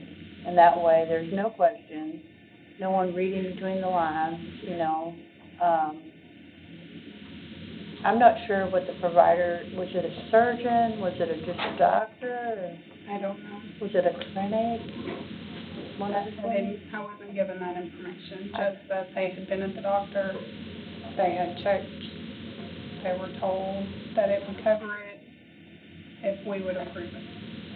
So that's if we approve anything. we So should that's cover. an inference. So really, you know, that's really just an inference. It's like me telling my patient, hey, you know, I know your insurance is going to pay for this $800 a month drug because you have severe depression. Well, that isn't true. Right. So that's the inference, is, so maybe the suggestion is that when the patient is initiating this program or process, that form is given to them to take to the provider so they understand under, you know, And typically it is, typically the patient calls me, or the employee will call me and say, hey, I went to the doctor for this, they called my insurance says to contact you. Yeah. So, Well, in this instance, I don't know what he was initially told, but when he called me all upset, when I told him his spouse didn't qualify, was that, well, no, they said they'd pay for it. well, That's not how it works. And he said the department told him that too, so we have a department that's been out there Right. telling people. They need to be educated. Well, this department's done other coverages too, you know, done other things. You talking about other elected officials? No, we're talking about the same departments, told people they were eligible for, Some other stuff. FMLA when they didn't work less than a year. So it's not the first time. If I understand, the current policy from finance is that we cover employees. We haven't been clear under the plan, but when we call, it's always been employees. It's been clear under the plan, the form that said employees only, it's always said employees. I would like to make a motion that, can we update the plan so that it doesn't say call finance? Is that a big thing? Well, if you're gonna cover it differently than Blue's, like, standard process, they won't be able to do that. I think it's gonna. It's still gonna have to just say, If they're gonna the plan do is something called different, it needs to come back to her, Yeah. every time. You might wanna know what percent's covered for this under Blue Cross Blue Shield, is it 50%, 40%, 30? I'm sorry, What percent of the plans even cover the gastric anymore? The higher, sure, very few. what I was thinking. Less than 5%, self-funded, maybe 20%. So right now, we are in the minority of covering this, and we've been removing benefits for years from employees, but this is one that you're covering that a lot of plans don't cover. And at the same time, there's been the requesting for it to be increased, so I mean, it's kind of a double in there. So, he's saying 5% on the employee insurance? It's probably less than that. Less than 5 and 20% on sales, so you're in the very small minority that's covering this. So where we're at is we're covering employees. We can have a discussion on that. We're not currently covering spouses. We can have a discussion, a motion on that, but I'm asking for. I would make a motion that you leave it alone, in case employee and then the There's 5 years. There's a possible Really? form on page 31 and 2 other than your control numbers, which it did, we've got the original on there, and then we've got an updated recommendation, which we went and actually, she went by and made things red and underlined. Because there's been the questions about, the ones about the 5 years, and then I think there's also been a question, do we count service with what, BOE? That's been a question for a while. So Yeah. let's cap off the spousal item. It's employee only. That was we're going to say with employee only. And then we move on to the piece on the 5 years on the insurance and 5 years of employment. That's next to be on the table. Right, that's in the. I think the motion is to go, and seconded was to go with, as it was before, which is the 5 and 5. That's how I You don't have it, understood okay, I'm sorry. Yeah. So leave it alone. 5 and 5, 5 Well, years. we're not, okay. Is that how it is? 5 years, That's the 5 years of current one that I have, employment yeah. and 5 years of. That's what we have in our office. Yeah, so leave the policy as it is. And if I can make one suggestion, if y'all are still going down this form route, somebody make a motion to amend that to include language, that, from, legal that supersedes, that this form supersedes all prior forms. I make a That was- motion. Yeah, they did That that. was already done. Yeah. That was passed. Oh, okay, good. Well, but we're actually implementing this form, and I need it stated that it's implemented with that change. All forms. So we don't need a motion to leave it the same. We do need a motion to leave it the same. Or I would do a motion to accept this form under the, And And I promised Mr. Guthrie that he'd get a word in on this discussion before he finalizes it. And can I say one thing? On page 35 is the minutes, and that's what I'm saying, it's kind of vague, and that's what probably what Mr. Guthrie's talking about. It's not really clear, and Mr. Guthrie's probably talking about the same one. I just remember it was during COVID-19, and there was an employee that could not make all the visits because of COVID-19, so they waived that one time. And I thought the 2 to 5 year went the same way because of that was one time, but he was thinking it was permanent. I'm not really sure because there's a form change, so you may want to let him discuss what he thinks happened. He was on the board. Commissioner Brown, if y'all don't have an objection to Mr. Guthrie, suspend the rules. suspend the rules. It's been almost 5 years. All in favor of suspending the rules? Aye. Any opposed?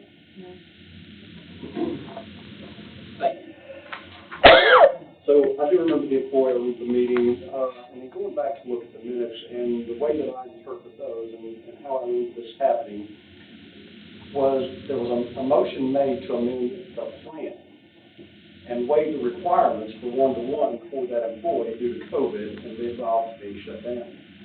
If the intent was to only make the waiver for the employee for the 2 years versus 5, then I don't think that there would have been a mention in the motion to amend the plan. I think the intent then would have been to say, okay, let's waive the requirements for 5 years down to 2 years for this employee.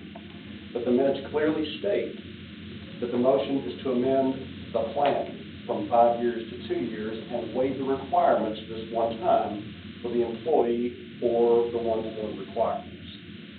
So I think that based on this, then I think the plan, if you're going to continue with it, is to continue with the 2-year requirement for employment.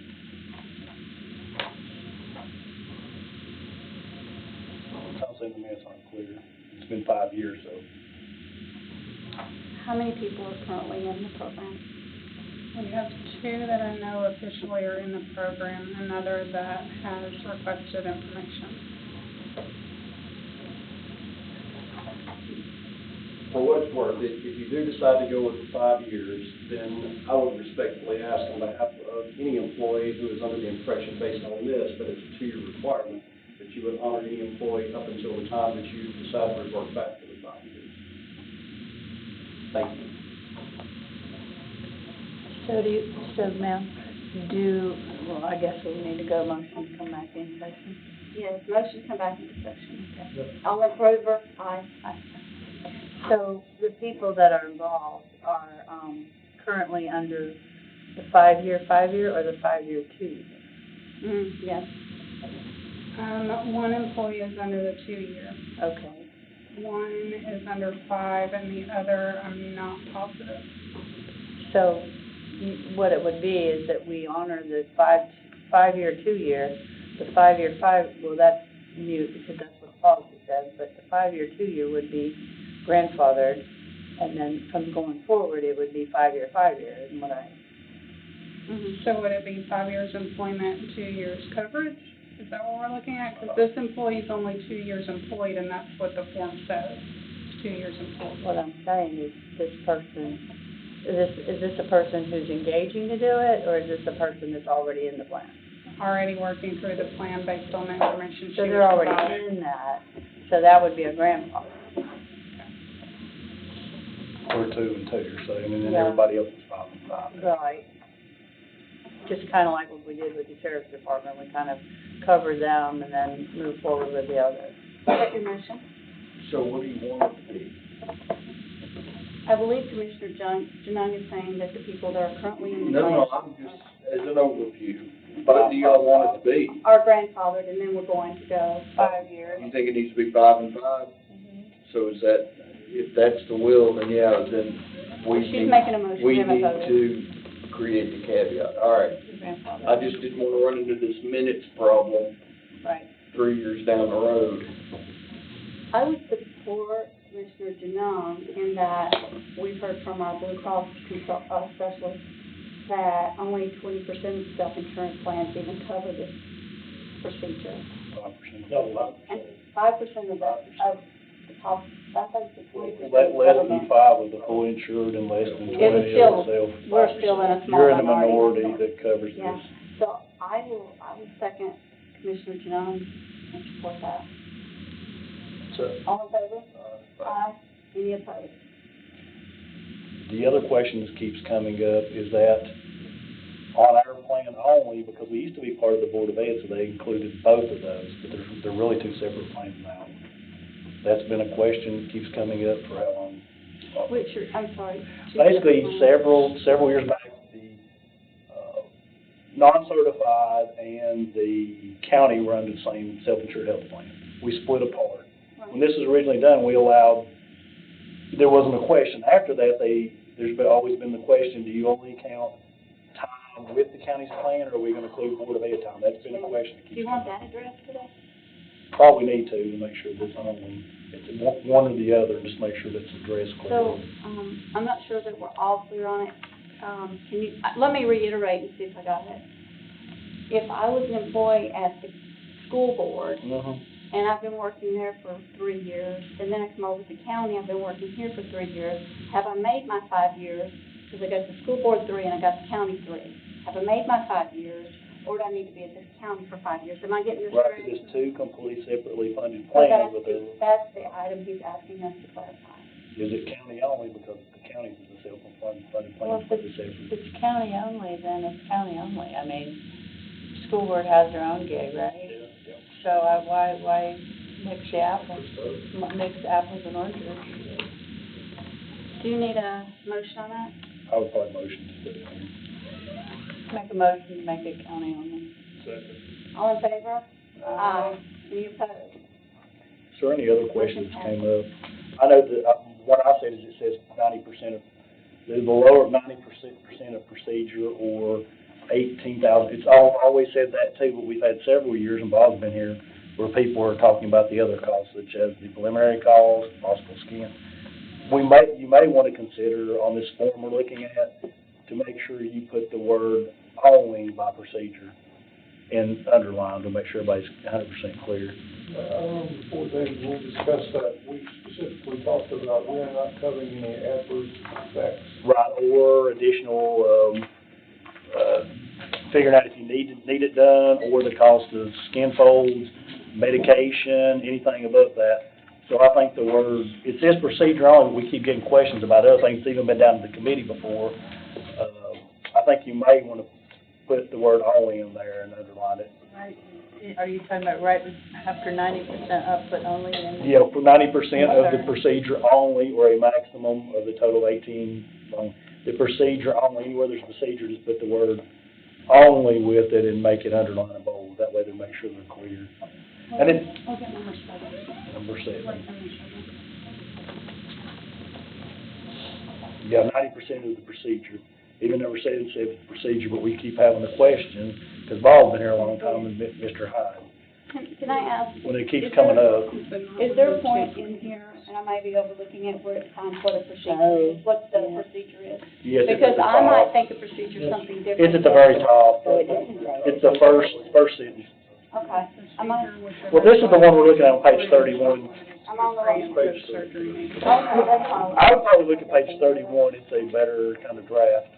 But it's at the very top of the first sentence says that. It does not just say that. Which is pre and post. Oh, okay.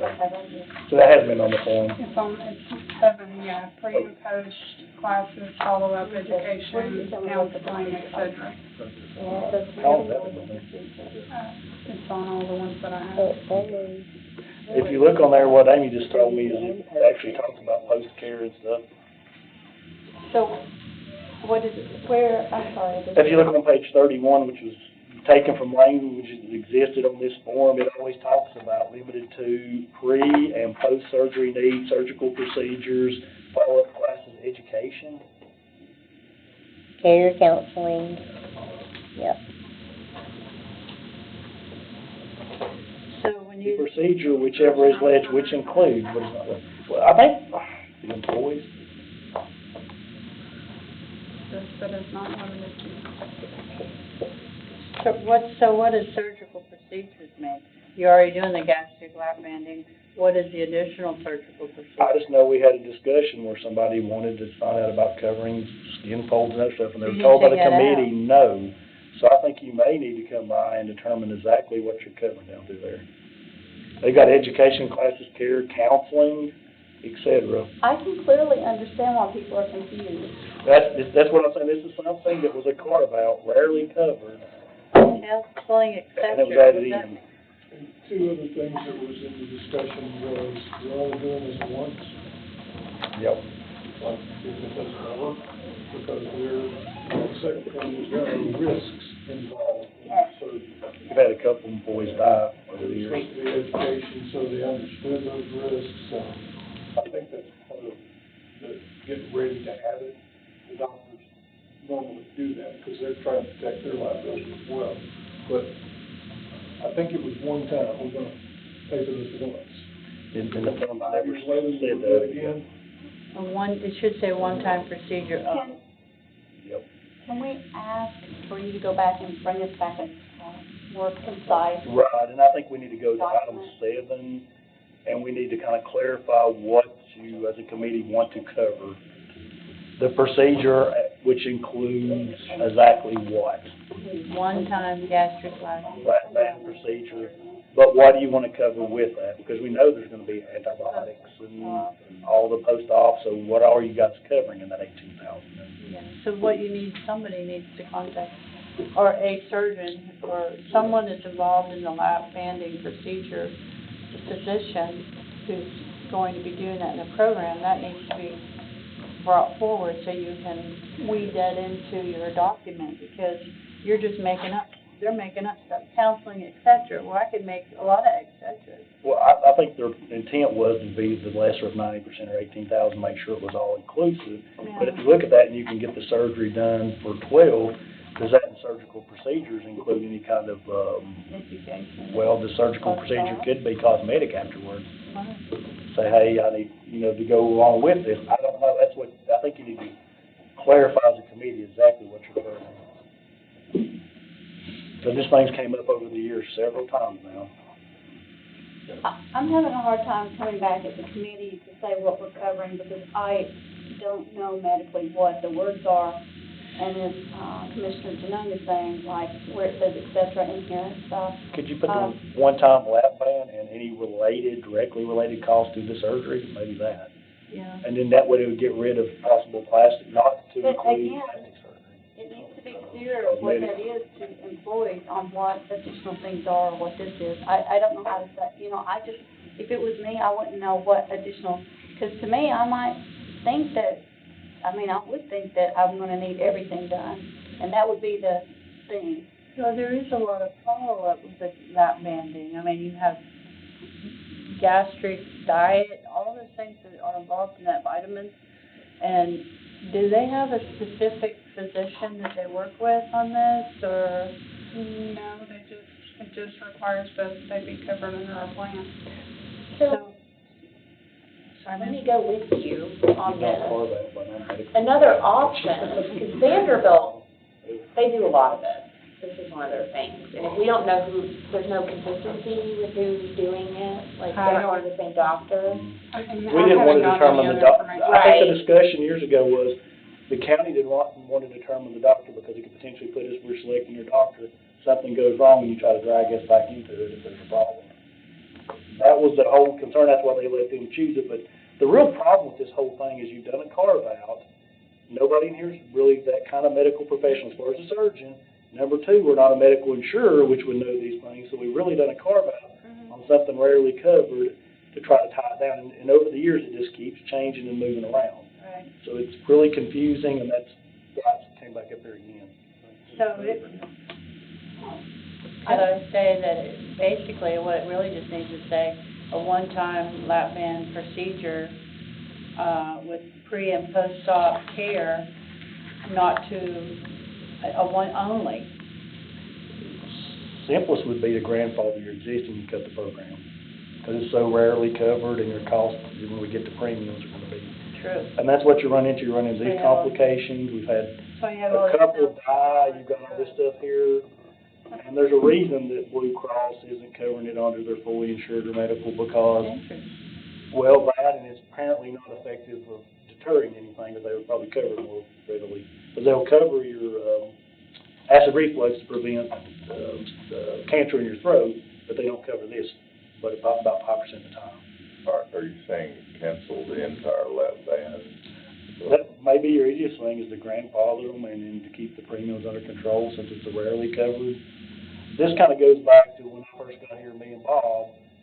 Bob brought up the ED drugs, how much it would cost them before they were generic. I mentioned it, they cut it, and then I got all the dirty phone calls. So this is really up to you guys, but one of the simpler things is for you to decide to cut it, but I don't get to vote, don't get to recommend it because they're going to call and fuss me. So if we were to go back to how it was before Mr. Hyde started this nonsense, and we just had him come as an exception.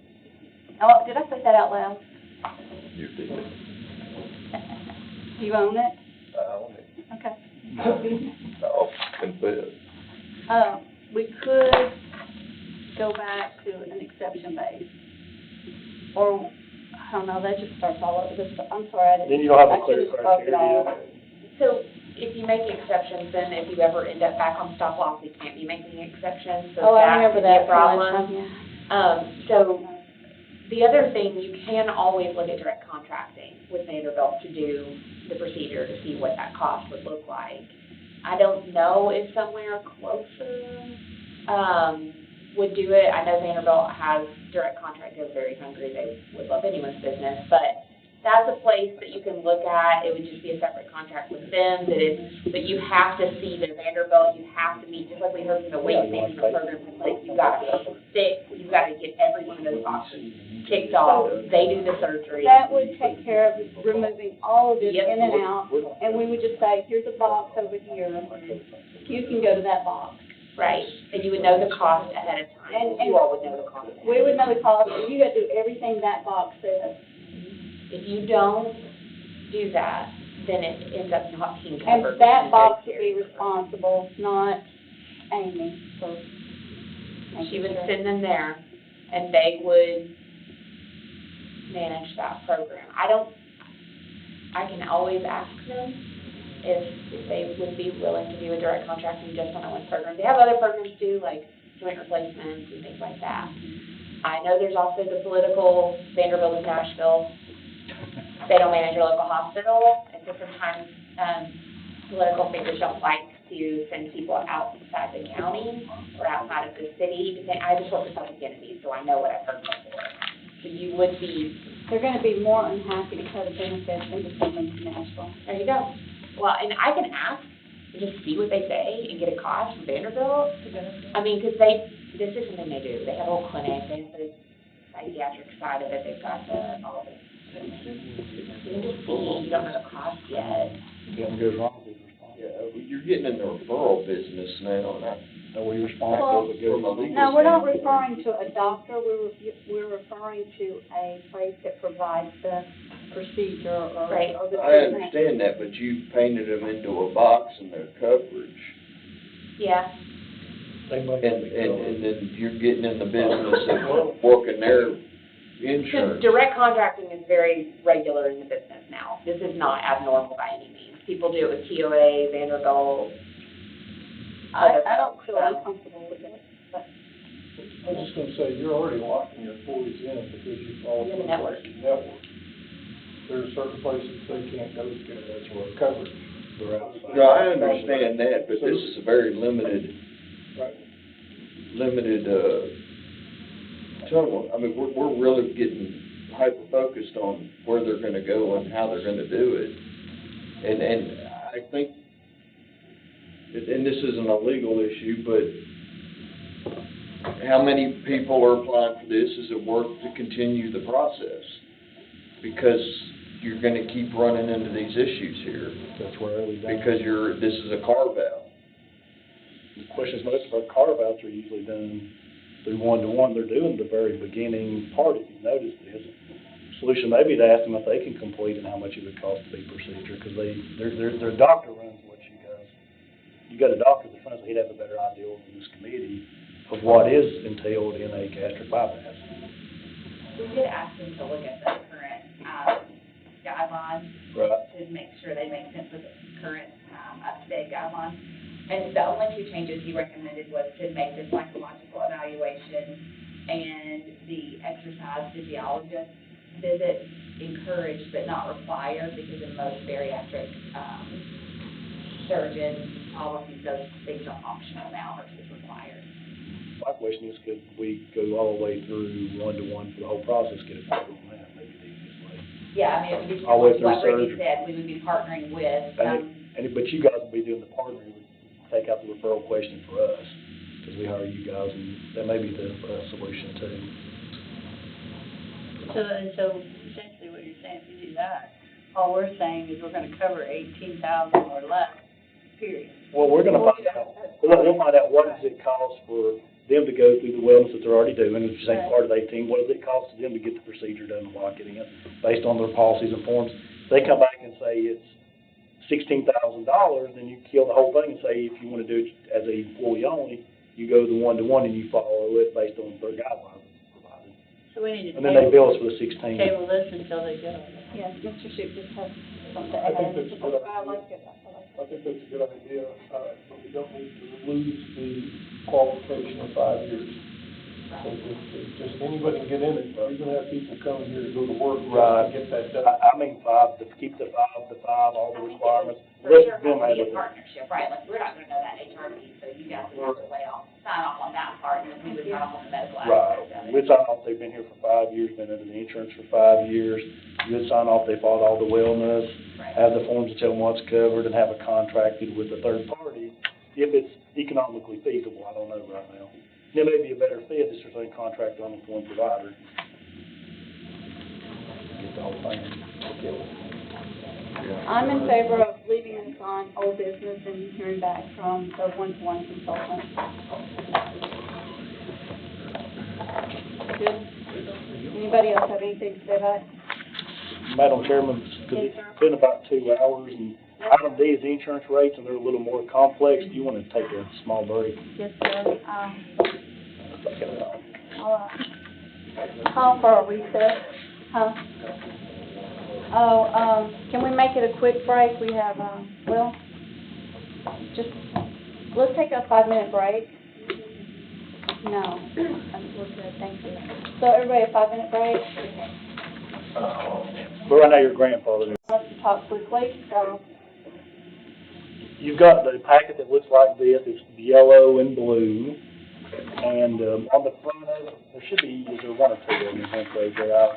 It's the thicker of the two packets. Okay, no, I got Everybody it. have the thicker one? Mhm. Okay. What I'm recommending this year is a 5% premium increase, and if anybody wants to know, I can kind of go through the history of your premium increases. You've had rather mild ones. Got to read them off to you. Last year was 5. This year I'm recommending 5. The year before was 1. The year before that was 8, 7, 0, 5, 0, 0, 0, 0, 7, 10, and 5. So looking at this, this is what I estimate your plan would look like with a 5% increase. You're going to have an estimated decrease in your reserve with that of about $600,000, but the Blue Cross Blue Shield actuarials are very conservative, so I dare say you'll probably break even or come positive, plus you've got a really strong increase. The reason I say that, if you go back 4 pages and it looks like this, something I mentioned earlier, and I'll kind of go through it quickly. Okay. The first one there, that is your preferred plan, and you start comparing those rate increases, which most of this is driven by the Blue Cross Blue Shield claims. You know, your clinic or your administrative fees, very small, it's all claims driven. If you look at this right here, going left to right, 4%, 4%, 3% is what those increases would be, okay? Flip back to the next page, okay? Am I right? Yes, ma'am, that's the first one.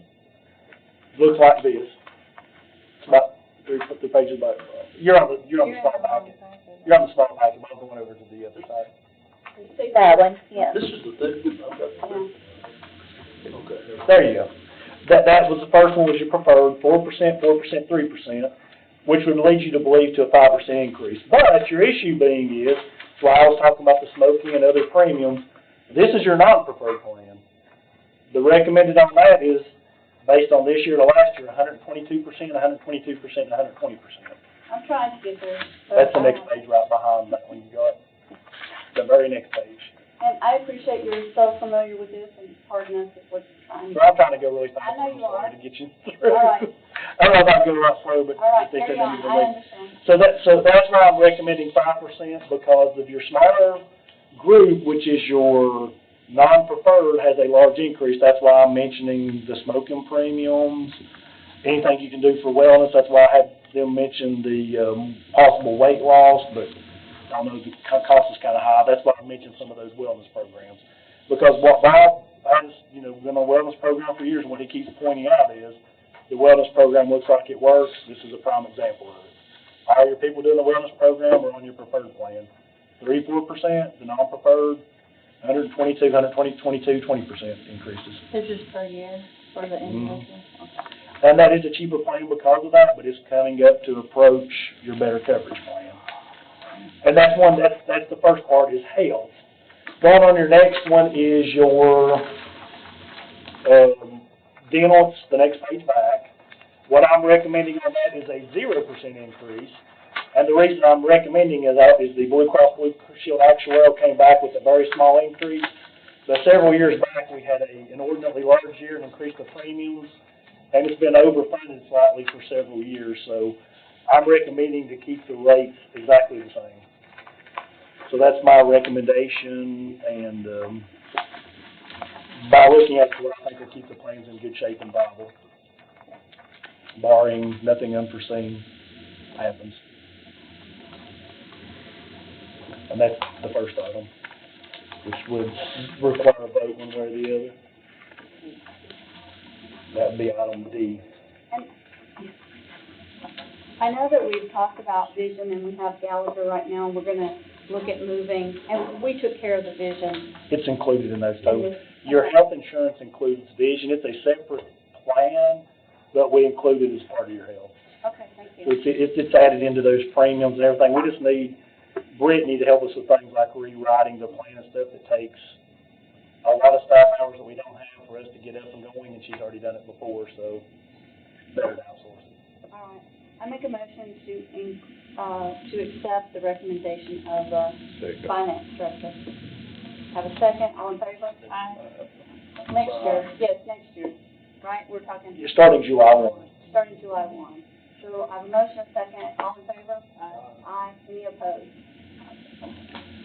The next one is your small, next one's item E, and it is your small packet, and that is your on-the-job injury and liability. What's through here is your claims and salaries and a few items. Your reinsurance flows directly to the funds, and we don't know what those are. Those will be bid out in May, and will be passed directly to the general fund, and the highways will have to make estimates and budget for it, but it doesn't flow through this fund. So this is the portion where the actual claims is paid only. Kim will send bills to the general fund and the highway for the reinsurance. But looking at it, my best estimate is we need a 5% increase, and then I can kind of go over your increases on this fund because they've been fairly reasonable. This year I'm recommending 5, 25 I recommended 0, 24 0, 23 3, 22 3, 21 5, 20 15, 19 10, 18 15, 17 5, and 16 30. Back here is your estimated budget amount and actual estimated projections. With the 5%, I'm estimating a very small increase. And we're estimating, the reserve somewhere around between $5 and $6 million. Not horrible, but definitely not a strong reserve for a liability / OJI fund. Not strong, but not terrible. So move. I make a recommendation, we accept the 5% increase.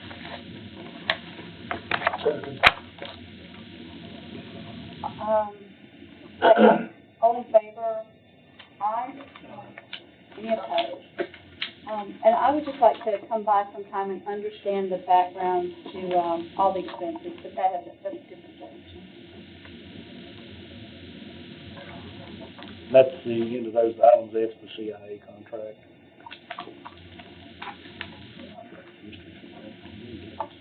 All right, so we took care of E, the OGI, and the liability fund rate.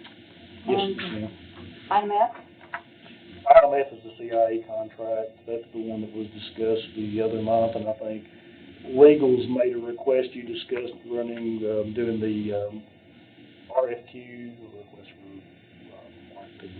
RFP through finance with working with Bob, Brittany, and Bob. Jeremy. I could got Bob in my mind again.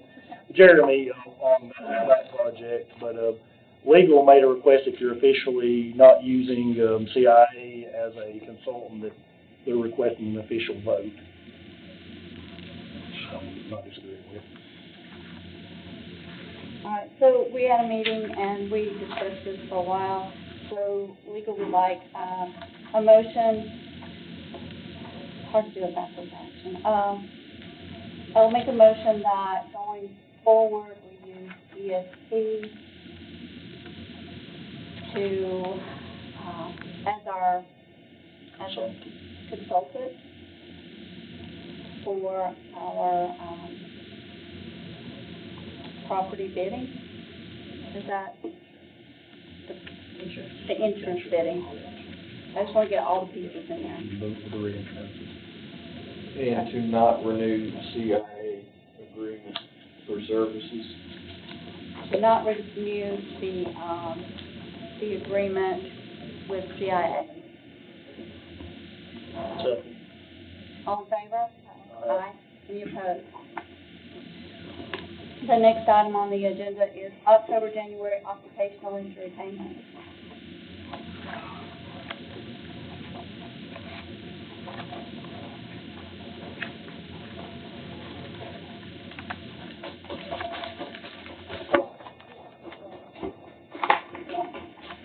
Oh, would you like to join the board?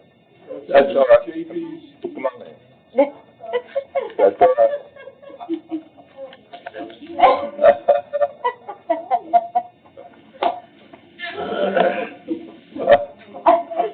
He wanted to join in.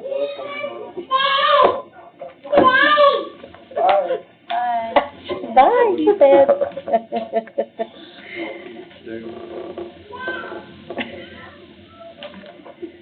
That was funny. So what are we doing now? We're just looking at the, minutes for a moment, see if we have any additional questions.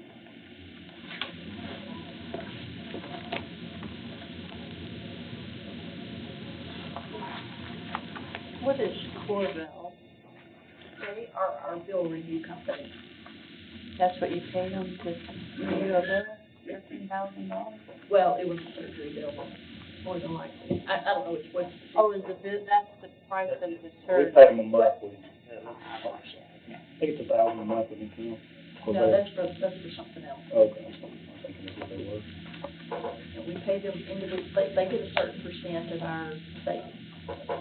When they process the bill, we pay the bill to the facility, and then they get a certain percent of that. Savings.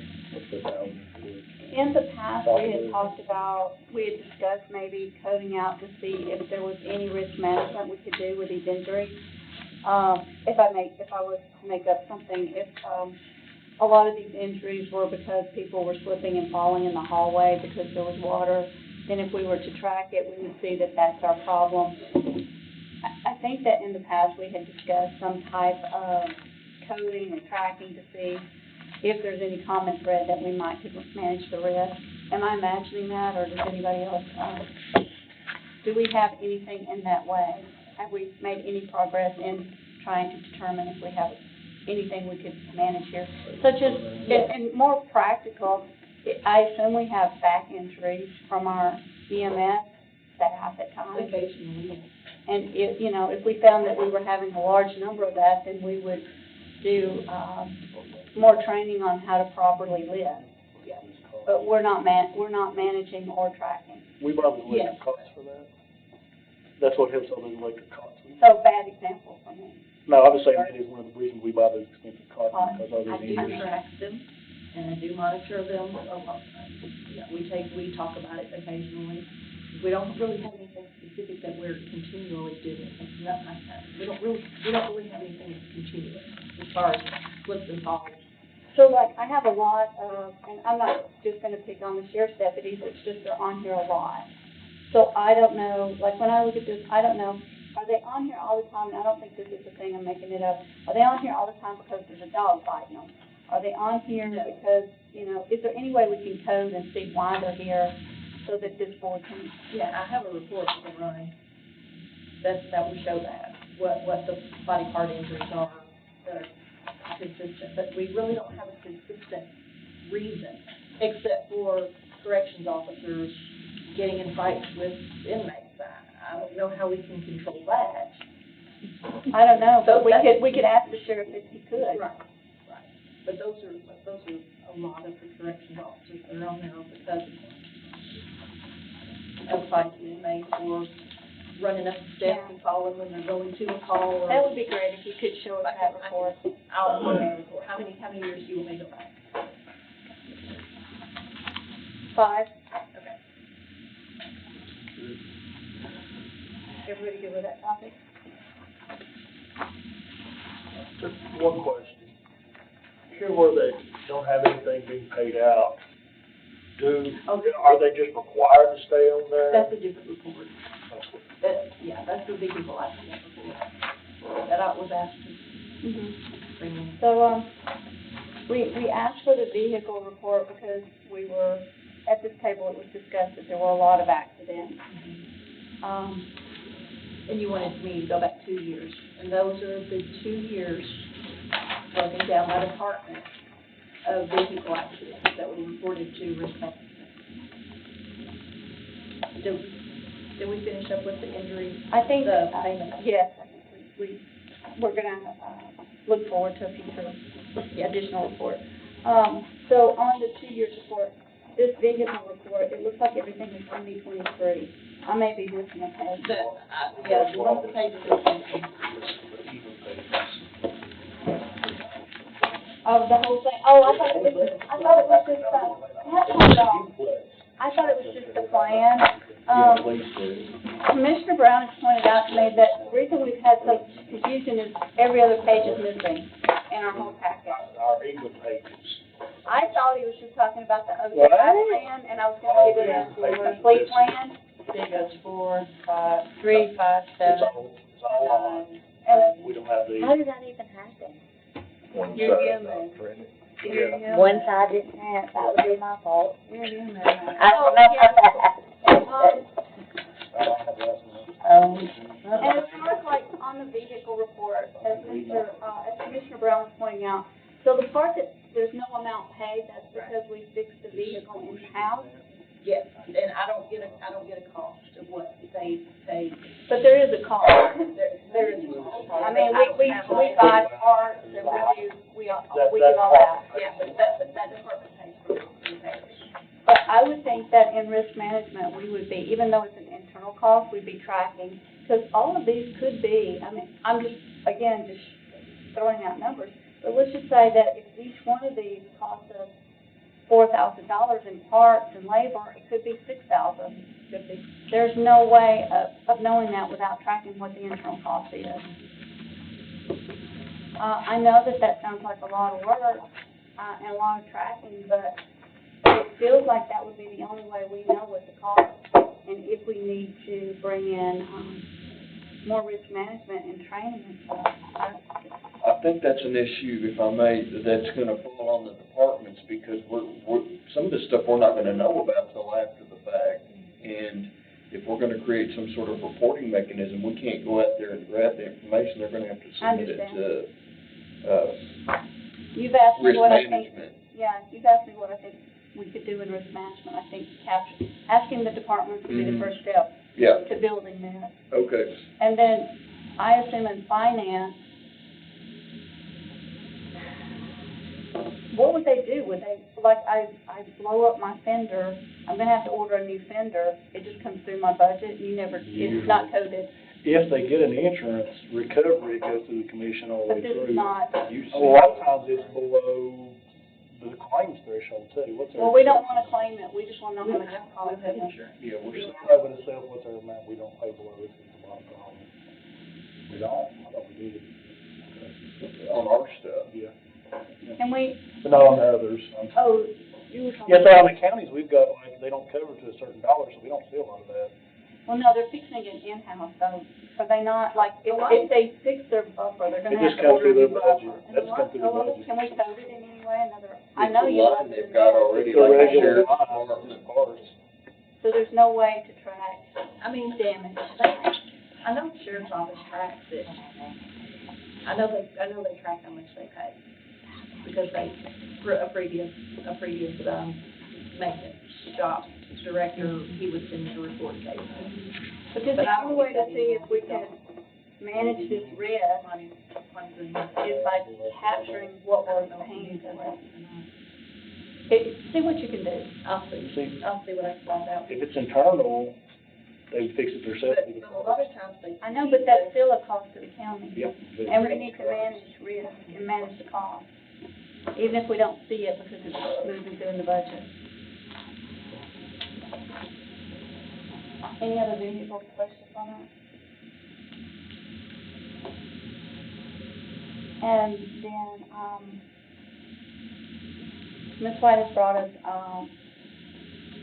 the property, she's been working on the deeds information. Just to bring to your attention that we're working on trying to determine if the county owns buildings. I think it came up when the volunteer fire department in one location started questioning who owned the building. I forget which one it was, and it was, I don't wanna address that one, but Yes, it was the, Go broke. yeah, it was Oak Road. I thought it was high. Well, there was 2 or 3 different ones. So we're just trying to determine which properties we actually own, opposed to which departments maybe back in 1950, the highway department owned and gave away, or the school. And, Risk is working on identifying the deed information. That's the list of all the properties owned by Sumner County. Pieces of property, buildings, whatever. Thank And it you. was combined, I combined 3 different lists. Thank you. So we're still working on getting the deed book information, but we don't have all of that included. But some of those properties may be, some of those pieces of property may be owned by the Board of Education, we found out, but they're still listed on the county, under Sumner County. So, Did you receive our new list that we're working on? yes, I gave Jeremy a copy. You've got the copy. But that's not, yeah, I can make it with your list. I think my list is one of this, so you can make Yeah. that. To make that. And then, the only other item I have on here was the insurance bidding coming up, and I know we're trying to get Bob out of here. The content, I just wanted to speak to that.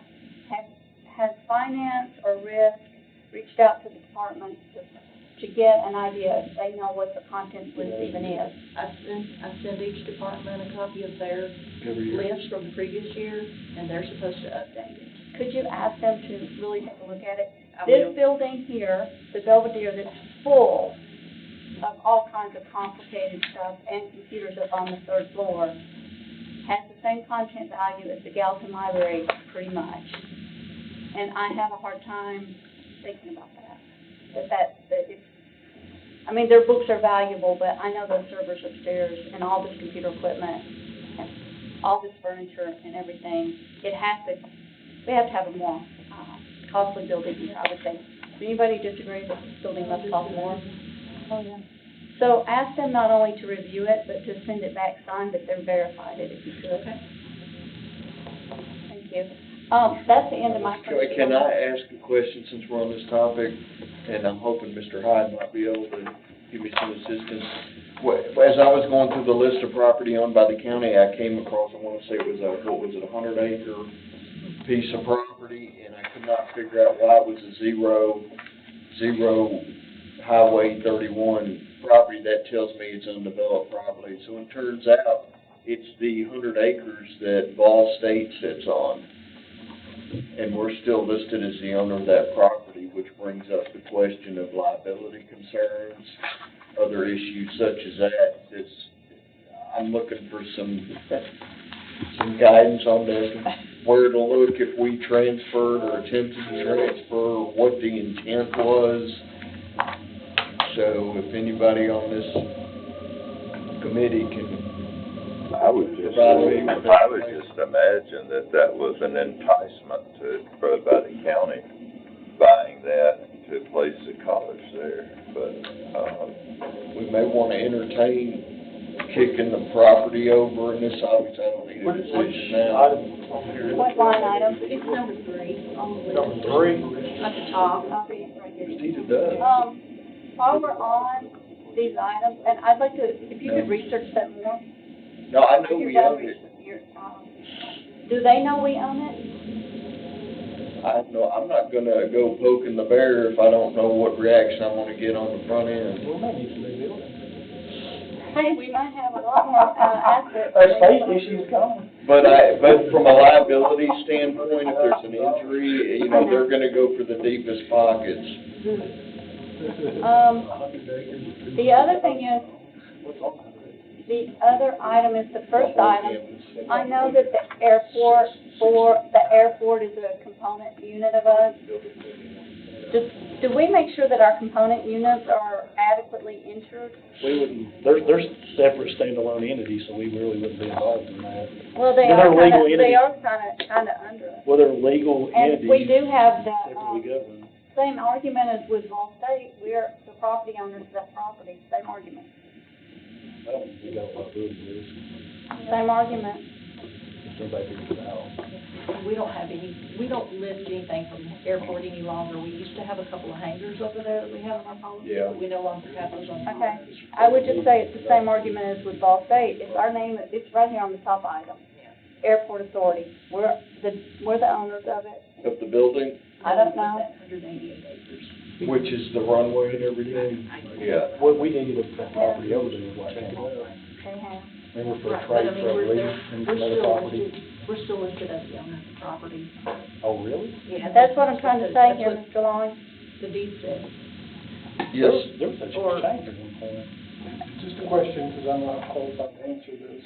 If that situation in both those locations, the airport and the college, can the county not lease that land to them and require them to carry coverage on it as the lease for it? That is one option, or if we've already got a campus on there, quit claiming the deed to them and just walk out from under it. Yeah.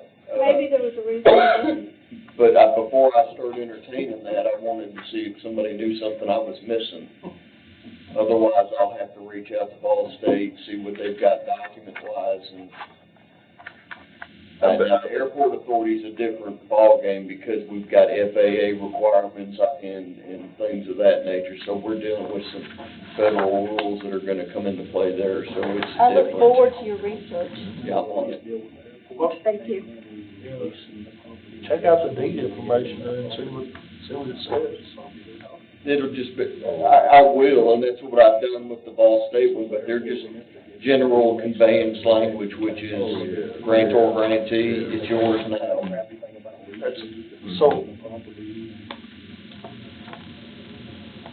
So we sold it to them? No, we didn't, that's the problem. We did. We're still listed as owner on the register's index. All right, so, I'll have to give it to them. I believe this will just roll to old business and we can carry on this discussion. Okay, That brings us to the end of our list and, yeah. motion to adjourn. All in favor and have a good day. Aye. You know, I'll bet you that there's some